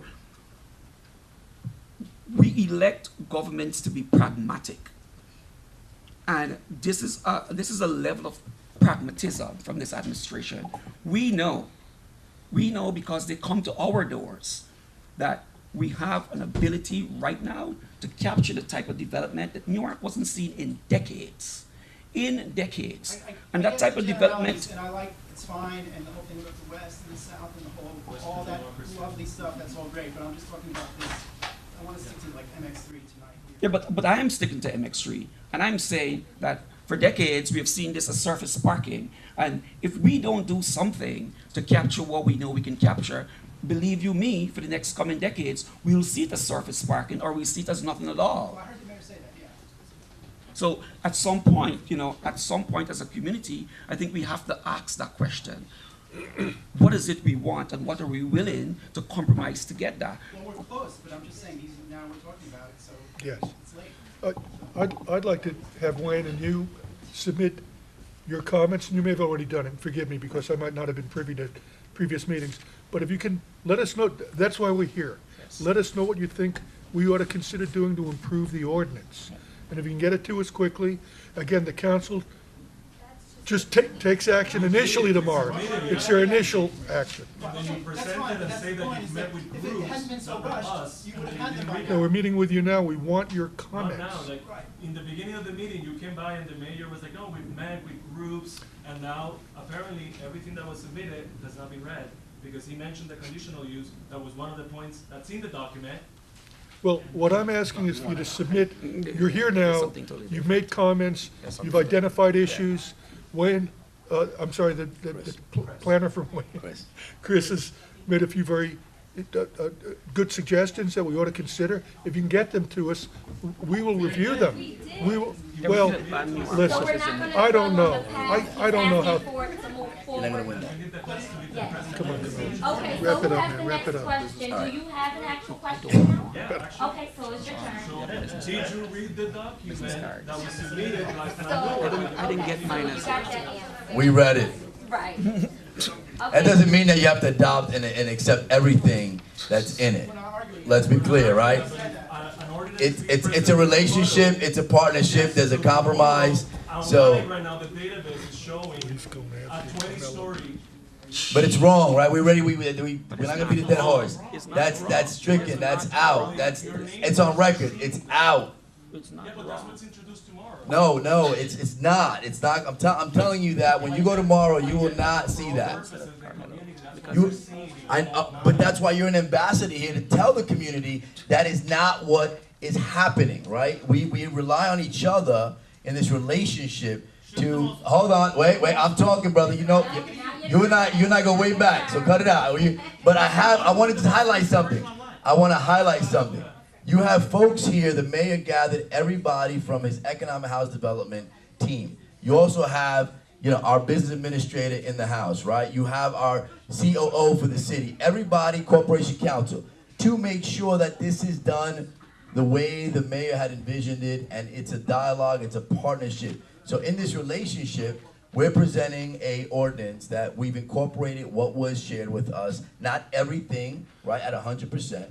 But as much as we could, and we struck out the language relative to the 20 stories. That is to be eliminated. We made that very clear in our conversation with Corporate Council, the mayor, when we had our convening, we talked about that, right? So what is being shown here is not what's going to be tomorrow voted on, because that was already agreed upon, that was to be deleted from that language. And that's a big, major material change. So we can continue to talk about everything else, under the sun. The reality is that, the mayor's heard, Plan or ICC residents in the community and said, yes, I agree. He's admitted. We didn't do it the best way possible that we could have. Here we are. We're back at it. We're trying to get it right, and it's a collaboration. And so in this partnership, we just want you to at least trust a little bit more than where you guys are not trusting, and then tomorrow we'll see. And I appreciate that. No, I appreciate it. And trying and doing are two different things. I just want you guys to just see tomorrow. And like I said, we have every administrator from the city hall here to make sure that this is executed correctly. That's all. The gentleman in the TV hat.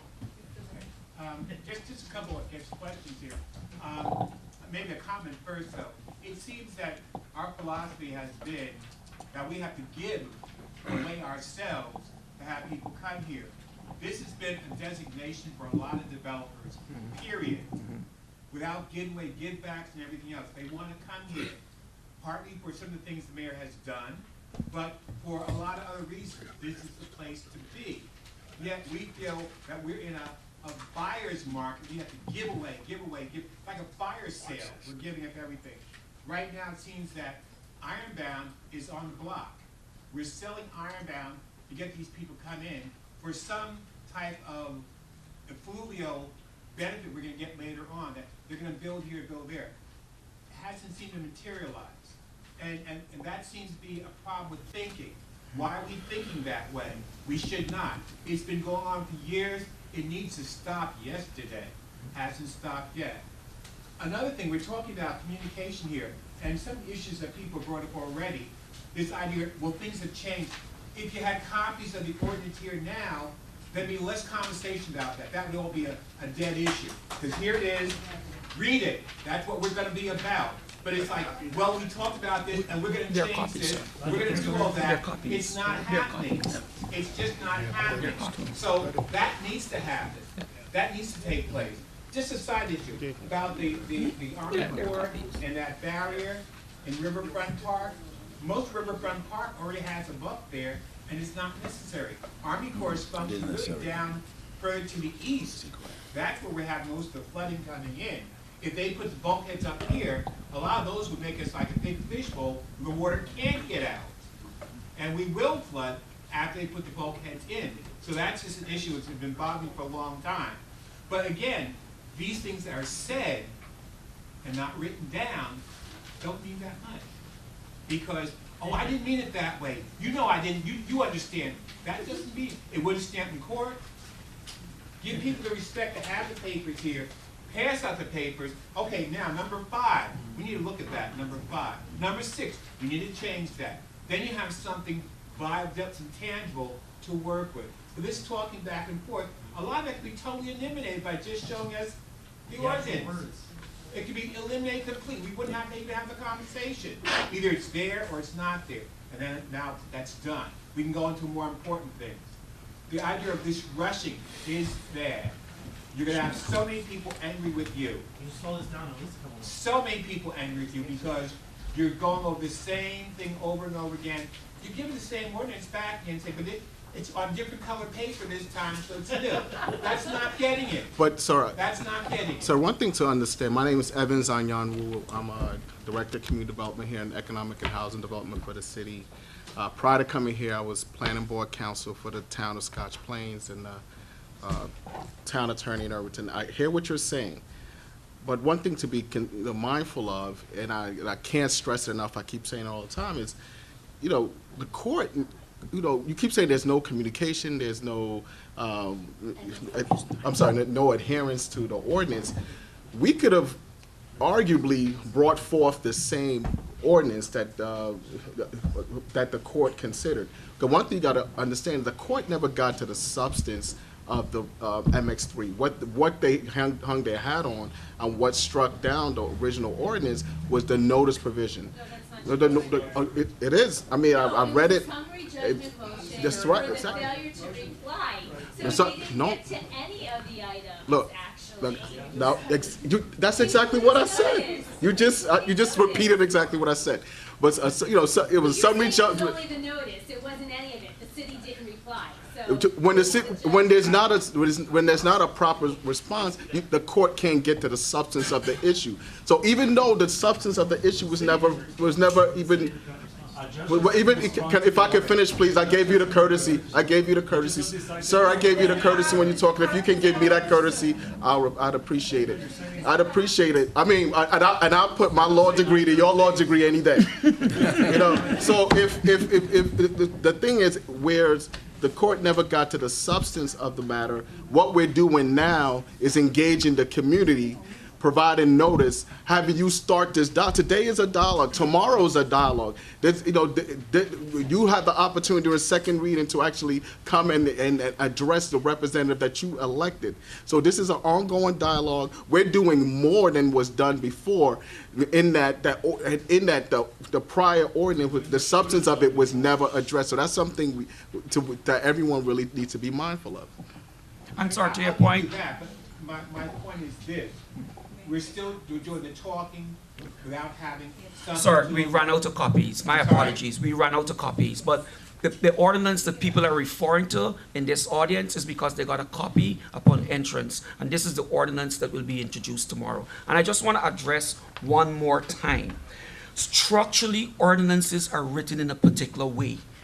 In the MX-3 zone, it's 145 feet, period. How we define high-rise buildings goes up to 20 feet. But if you read the ordinance, it is as explicit as day. It's as explicit as a day. In the MX-3, building height shall not exceed 145 feet, period. But we need to provide an explanation as to how our zoning ordinance overall defines high-rise multifamily dwelling units. Well, that's okay, but again, that's in the document you're gonna pass out. Definition is important, I understand Yeah. that. That's not an argument. Yeah. But it has to be given to the community. The mayor talked several times about it will go back to community feedback. Yeah. You can't have feedback if nobody knows. You can't have that. Sir, And I would the eat zoning that. board Sir, I would take are not it. Speaking, because the community goes to speak at the zoning board and the planning board, a lot of times they're just sort of ignored. They give a lot of good reasons why this project should not, from infrastructure lack of sewer and water to traffic problems, all this. Oh, that's not a problem.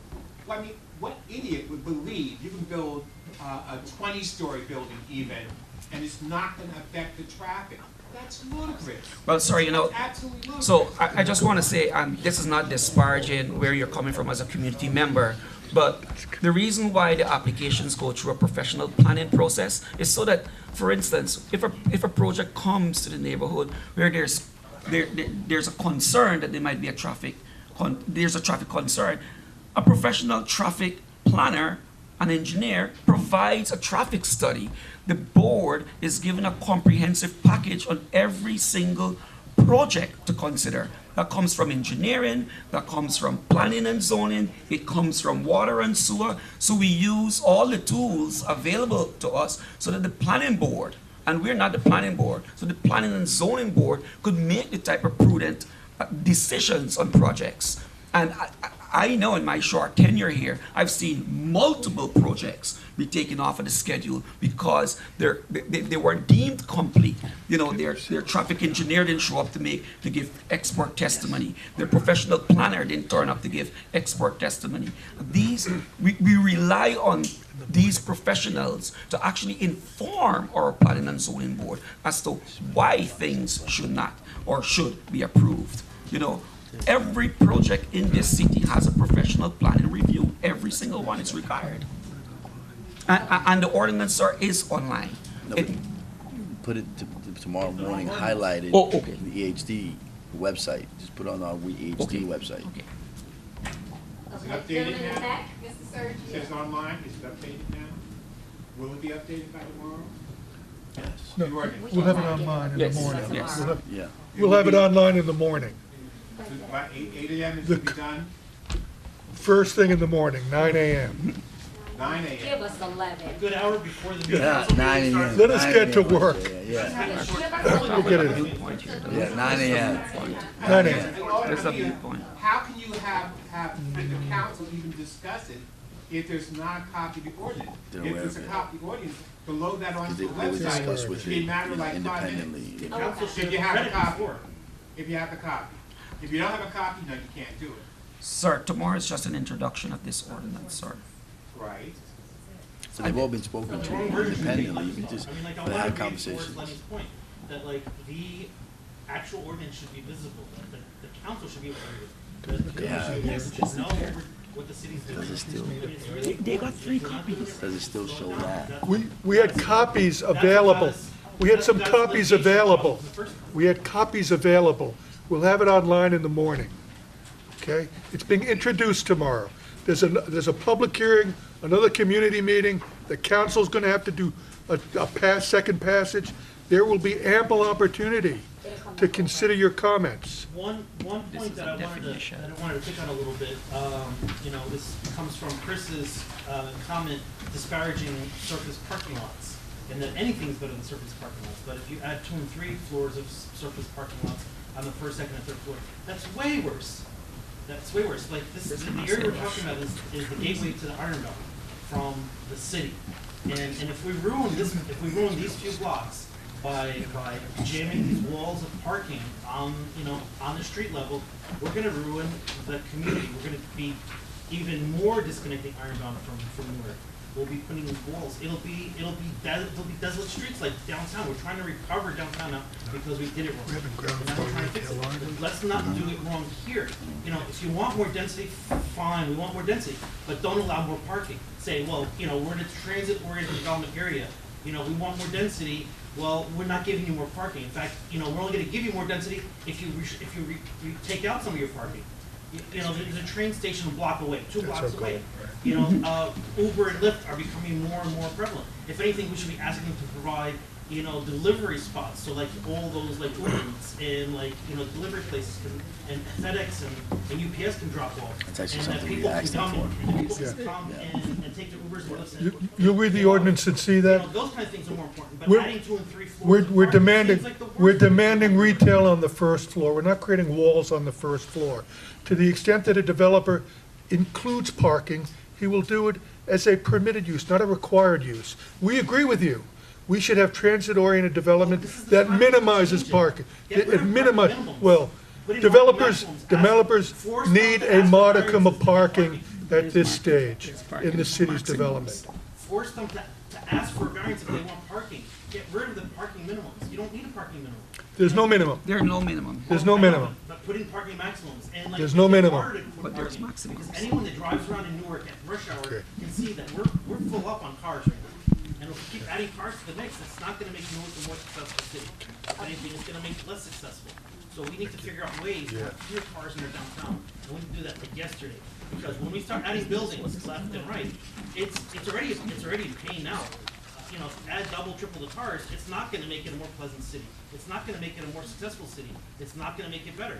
We need to figure out ways to get fewer cars in our town. We have all these train stations, we have all this beautiful transit the rest of the country wishes they had, and we're not making enough use of it. We need to find out better ways to incentivize our big employers to use the transit. I mean, Panasonic can do it in a weekend. They went from having 80+% of their workers driving to Secaucus over a weekend, having 60+% of the people taking public transit to Newark. You know, every one of our big employers should be doing that. And we should figure out ways to help them do that. And it shouldn't be okay that just because, you know, X corporation builds a building, they should get 1,600 parking spaces in their building. That shouldn't be allowed anymore. That's just insane. That's not the Because as case. soon as that building opened, everyone He's gonna be experienced traffic congestion worse than before. And if you keep doing that 3, 4, 5 times, Bring it home. it's not gonna get any Bring better. it home. And so this is the time, we're writing the ordinance, this is the time to add and fix that. We have to fix that. We can't let Newark become unlivable kind of a place. We have to make that work. Sergio, we agree, and we are doing all of that. And we are, we've been doing that, trust me, we've been exploring all these options, right? And do a lot of research and analysis, and we've been incorporating a lot of that. Because the mayor's made it very clear, with his team, that we want the downtown to be a walkable neighborhood, right? Walkability is one thing we've been pushing hard. We've been pushing hard on electric shuttle services, more bike racks for more bicycles, more bike lanes. We've been working on those, right? All those mechanisms, right? Comprehensively, and then deploying them as we go. So a lot of what you said, we've been really incorporating that. You know, I just want to give a nice round of applause to Andrea Mason for doing this wonderful People's Assembly on behalf of the mayor. So like that, you know, I think I was given the cue that we're closing out. Is that? No, but that's right. Oh, okay, Andrea. Oh, I'm sorry. I think you gave me the cue like we're closing out.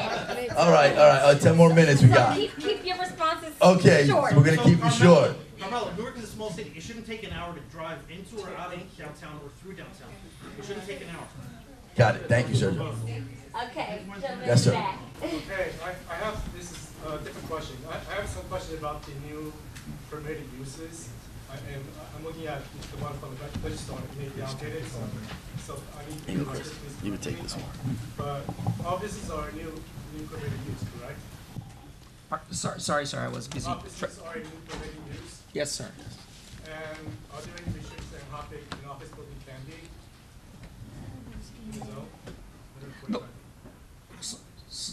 In terms of height, sir? Because the height, the permissible use is maxed at 145 feet. Because from what I see in the ordinance right now, if it's a detached commercial, there's no height limits. I think I want to say this one more time. No, it's in there. Right. one more time. So I think you're reading definitions and uses, right? So for the definition and uses, right? Throughout this ordinance, we keep specifying a maximum of 145 feet, regardless of the type of development you're bringing.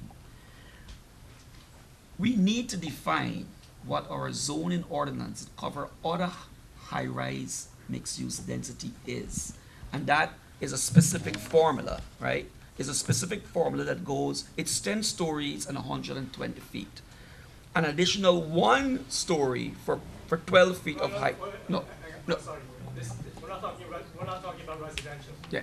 Commercial. We're talking office. Is it office? Dependent. Office falls under a commercial Yeah. detached, for example. Yes, but And if right now, from what I've seen in the ordinance, there's nothing listed for it's not a mixed use requirement for a Yeah, it's here. Sir. That's one I think I said it was a hotel. Let's get out of here, yeah. It's 48 feet, it says 48 feet. C1 district is 48 feet. No, 60 feet, they're all on this. They're all subject to the same height It says restriction, right here, sir. it says right here. Of It's right there. 145 feet. It's all subjected Read it, it's to right there. 145 Just read feet. it right there. Yeah, in MX3 district, in MX3, building height shall not exceed 145 feet. Period. Period. We can't stress it enough, sir. Yes. Data centers. Excuse me, it's still just one meeting. I know we're talking about ending, but if we can just be respectful of each other until we actually close, I would appreciate it. Gentlemen, you had another? No, this is the same question. Yeah. Data centers are also a permitted use. Data center? Right. Dependent. Why? What was that, was the question? Data centers. What are you saying, is it what? Data On your use table. In the MX Yeah. zone? Yeah, why are data centers allowed there? That's not. Why is data centers allowed? In a transit area development, why not? Computers don't. Yeah, sure. Why wouldn't there? The data center is not a permitted use here, sir. Well, it's in the use table as I saw on the list. Okay, if it's updated, you know. Yeah, that's not permitted, yeah. Yeah, That's just Large not. commercial recreation, We so gotta like get a it out. golf car or an indoor tennis stadium, tennis, Okay. court Take it easy. or That's a conditional Is use. that permitted as well? Let's just be deleted. Let's get this posted on the Yeah, site. yeah. We're gonna put this on the site in the morning. You'll be able to see it. It'll There's be two there. more questions before we formally end, and then perhaps some of them will stay a couple minutes after, but I do want to be conscious of time and respectful of everybody's time. The gentleman in the back. Yes, I have a question. Unlike previous speakers have spoken to, question of procedure is just as important as substance. I asked the members of the front, how notice was given to the community about this meeting? It's a good question. Okay, I'll take Carmelo, was it publicized in the newspaper? So there were many methods. Do you consider there might be more than the handful of people that are here today to address this issue? They could, I mean, listen, Well, could we ask you this? I mean, we have several newspapers in the community here, ethnic ones, we have the Star Ledger, we have others. I just question, how was the word gotten out? I mean, if the intent of the city was to meet requirements regarding the dispensing information, making the community aware, I just find it interesting that how this process came about. so I would only say that we have developed, you know, through the mayor's office and through the People's Assembly, Ms. Mason has developed a model to conduct community outreach, right? And we did do a public notice. We did do a public notice on this as well. So she, you know, makes sure that every outlet within the East Ward, and we go through the councilman's office, who also communicates to everybody. Look, that's. I'm just saying again. That's just another outlet, right? It's another vehicle. No, I got you, and I'm trying to help you understand. You know, I'm good at More than 1,000. trying to get you to understand. You know what, if you look at the history of development in New York, I'm old enough to know that, and I have a degree in history, okay? And if you look at what happened with the land swaps and what happened with all the developers that have come in here, and some good and some bad, you look at this map that is disseminated here, you see Ferry Street, okay, Union Street, I see Lotus Group, I see Edison Parking, I see Pepe, okay? You know what, it's funny, you look at that map and you look at the streets, but I don't see that. I see the developers, and to me, this entire thing is just a farce. I see Jeff Thank Munson you, in it too. thank you. It's a farce, you know what, Thank it's a Shakespeare would be proud. It would make a great Shakespearean comedy, okay? The only problem is that with Shakespeare, there was usually a good happy ending at his comedy. And here, there will be no happy ending. So let me just say this, and again, I want to echo this, right?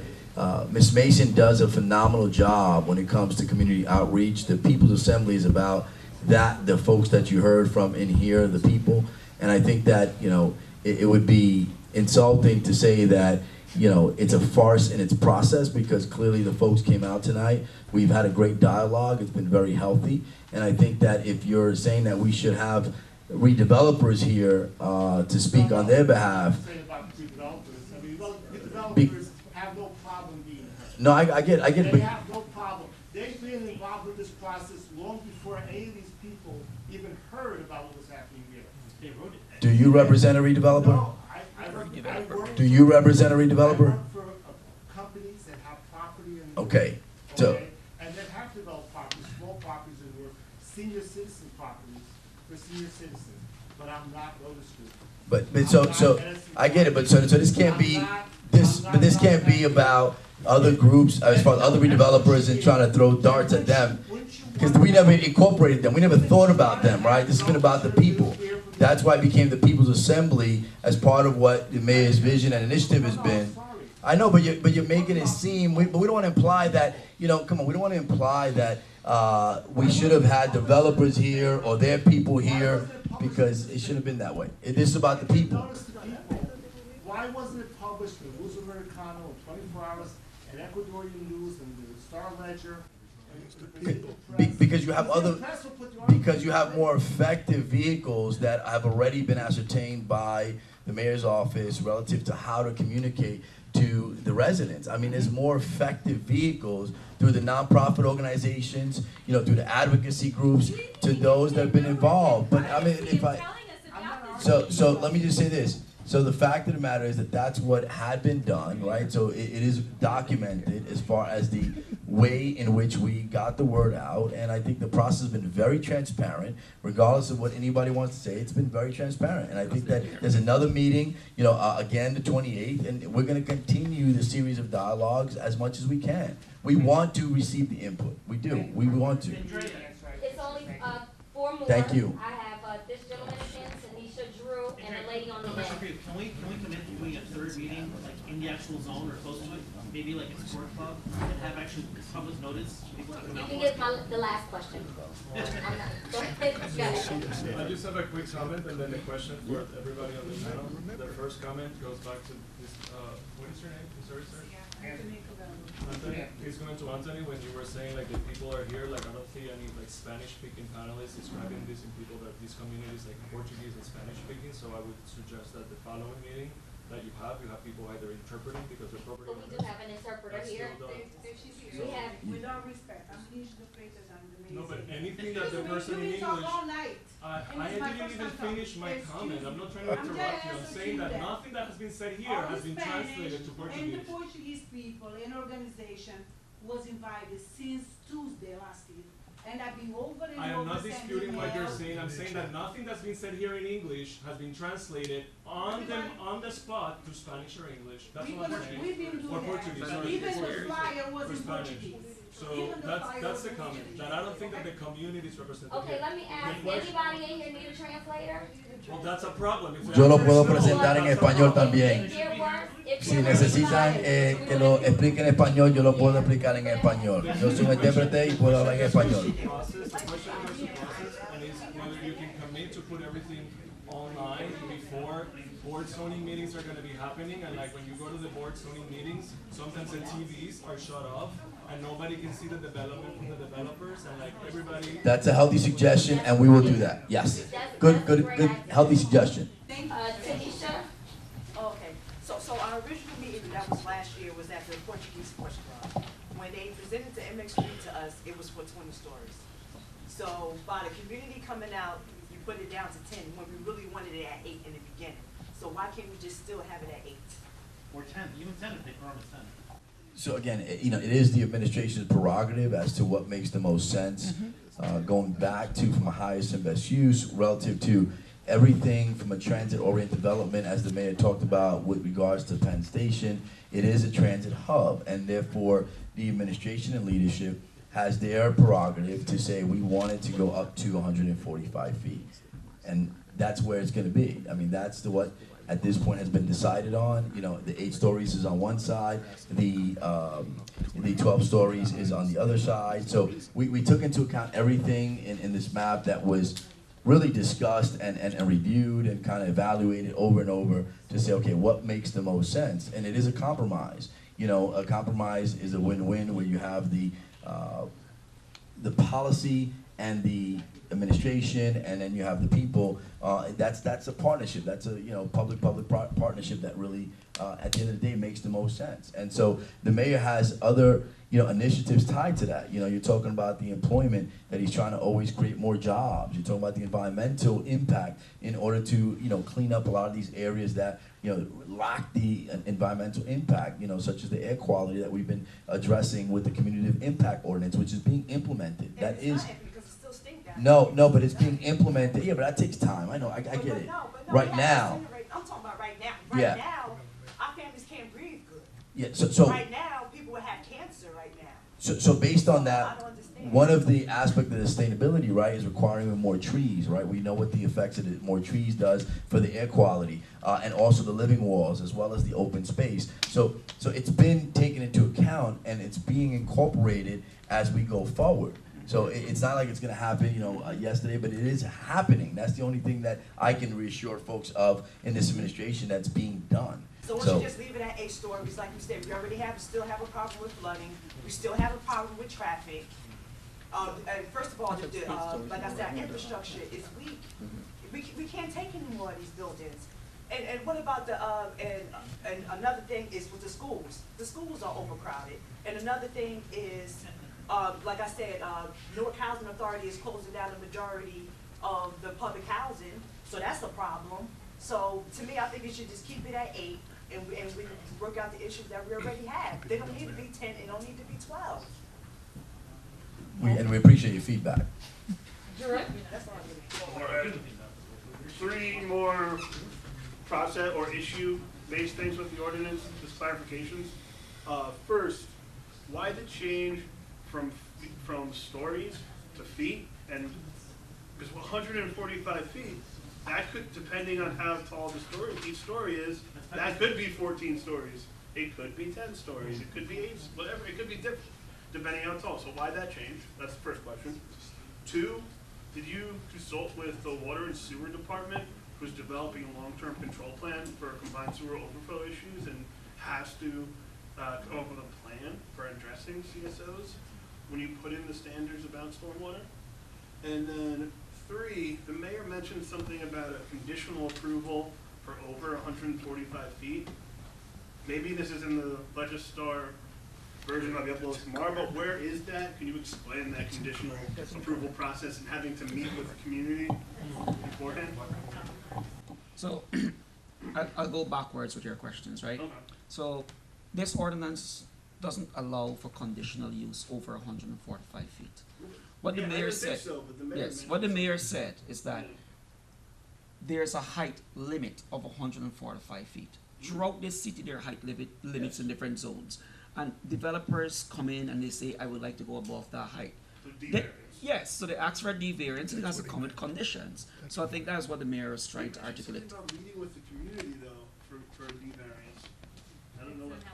No. Yeah, I know it is. So, I don't know if is that a new thing we're adding? No, that's not a new thing Good. we're adding. Almost But like I think what the mayor wants to include is that before the variance is issued, that developer has to publicly notice the community 10 days before a planning or zoning board meeting. And at that event, the public gets an opportunity to voice their concerns as to whether or not that variance should be approved or denied. Right? So that process, that process does not change. The community involvement still stands, but I think the mayor didn't understand the particulars of how that is happening, but it always happens. Yes. Right?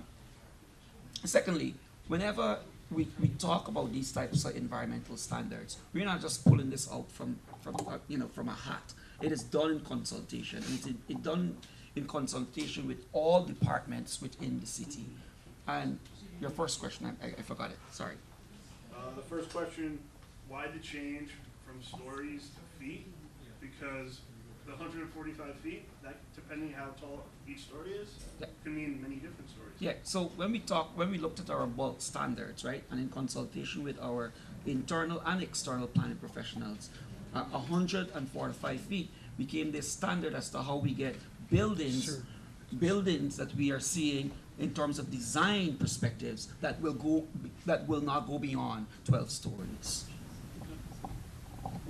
Chris, can I bring up one comment? I noticed that no one talked about the 5 feet limitations at Ferry Street. Ferry Street is protected by this plan. Yes. Right? Yeah, Within 100 feet of Ferry Street, yeah, or anything but in Ferry Street. Yeah. And none of the commentators seem to incorporate that protection of the character of Ferry Street. And I think that's important. We're going to talk about height limitations. Let's put it in proper perspective. Yes. That Ferry Street is being protected and codified in its protection. Yes. And I noticed everyone kept talking about 14 feet, 145 feet. No one mentioned or addressed the fact that this plan protects Ferry Street, which is the central fabric and character of the Ironbound. And just to build on what Juan is saying, this is an upzoning from the R5 residential district. And even in our R5 residential district, that was always the intent, that we will protect the integrity of the Ironbound neighborhood.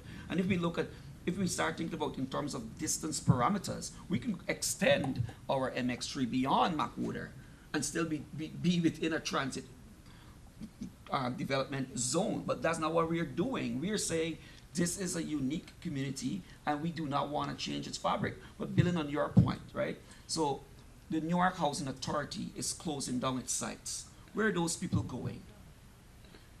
Where are those people going? We know they're doing that. Something like this in terms of bringing density is to capture that type of a trend that we are seeing. You see, part of our department is to see those trends, is to know those things. So we're not just thinking about developers and thinking in terms of market only. We're thinking in terms of Newarkers. This is happening in Newark. You know, so we think about Newarkers and the type of Newark we would like to see. And leave if they're not here.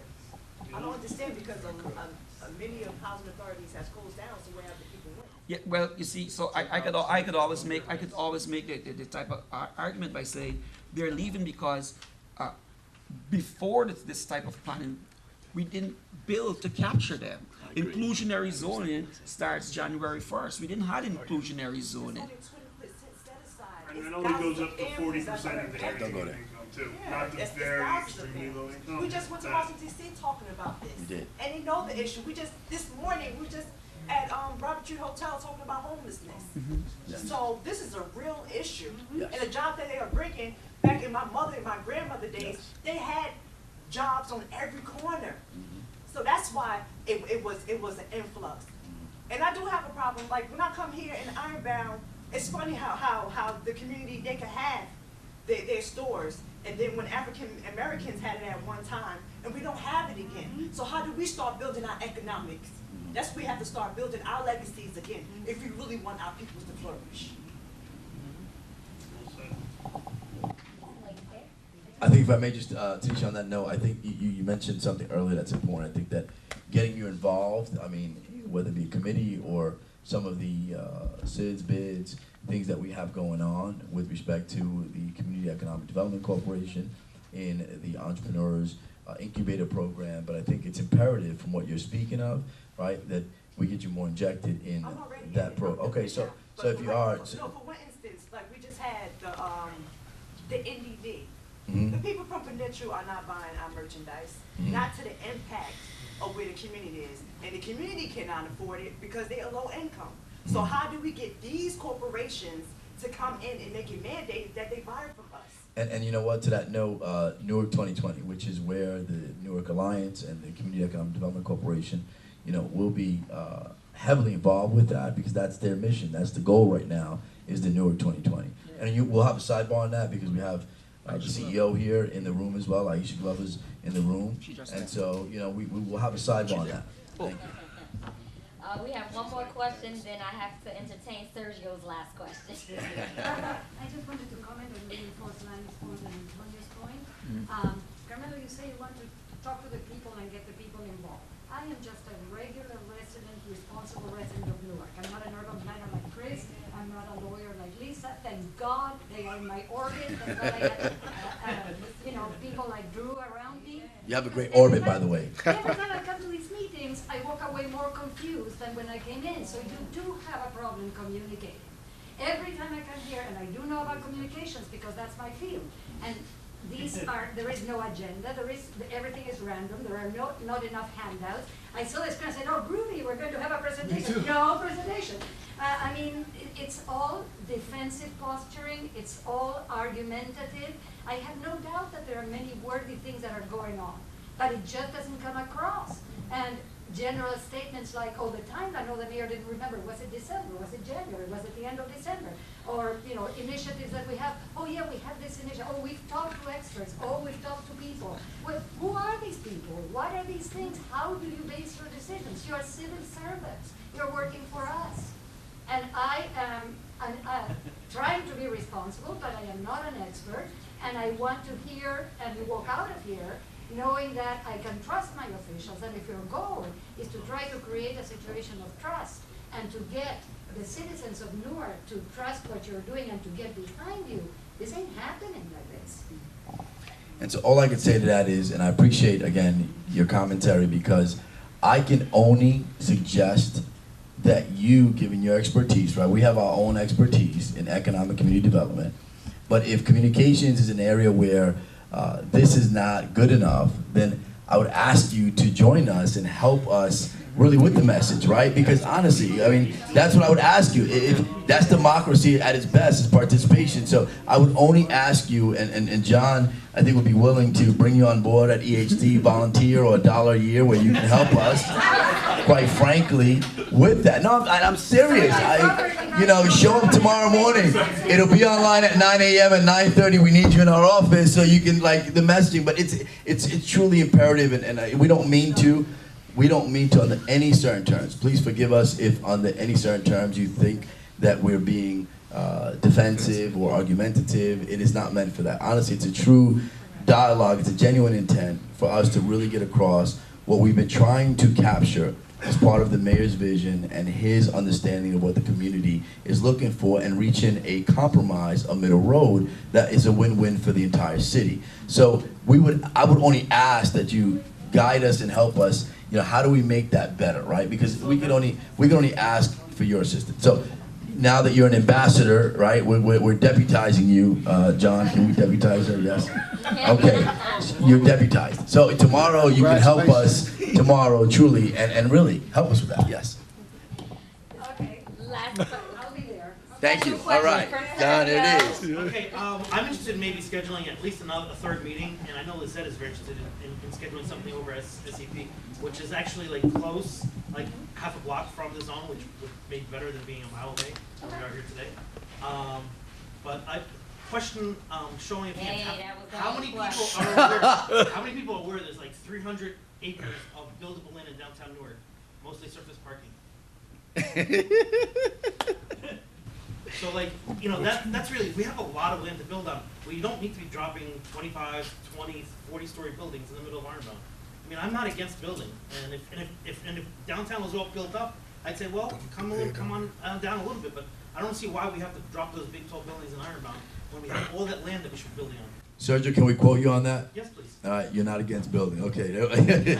but I'm going to close with saying this, that the reality is that part of Mulberry Commons, right, the old Triangle Park, right? Which it was in the works for 10 years until this mayor came in and said, no, this is nonsense. We got to wrap this up. We're going to lock you in a room and we're going to come out with a solution. And that's what we did. That was, honestly, we ironed that out December 30th of that year. We were all in a room literally hammering that away, right? We're hammering away at that and we got it done. So Mulberry Commons requires those surface parking, owners to now redevelop the 22 acres in that area. And it was for that reason. So just to your point, I understand where you're coming from, and trust me, we're doing that with these mechanisms. It's just that they do take time, but we appreciate everyone. I think Ms. Mason is that, it for this evening. I, on behalf of my team here, and say thank you to you all for coming out and spending this lovely evening with us, and we'll hold you guys accountable to make sure you follow up with us on these committees and these volunteer assignments. So. Before you leave though. Third meeting? So, John, third meeting? So with North People's Assembly, I'm not sure how many of you have been following North People's Assembly, but it is one of the new initiatives through the mayor's office that is supposed to represent the voice of the people, hence community meetings being hosted by North People's Assembly, i.e. this one. So in proper form, when there is a community meeting, whatever the topic is, we try to make it required that whomever the individuals that are responsible for whatever the topic is are here. So for MX-3, the housing and economic development personnel needed to be here.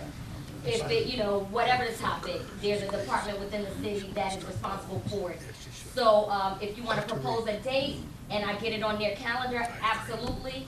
I also want you to know that North People's Assembly is not just Andrea Mason. Right now, though, it is only 2 people, Andrea Mason and Lavita Johnson. Yay! And more importantly, because North People's Assembly represents the voice of the people, we need the people to be a part of the database. So many of you I have seen at some of the other meetings, but our database is growing but slow. Because, the word isn't, we've done robocalls, but on the robocalls it doesn't say, hey, register by going here or there.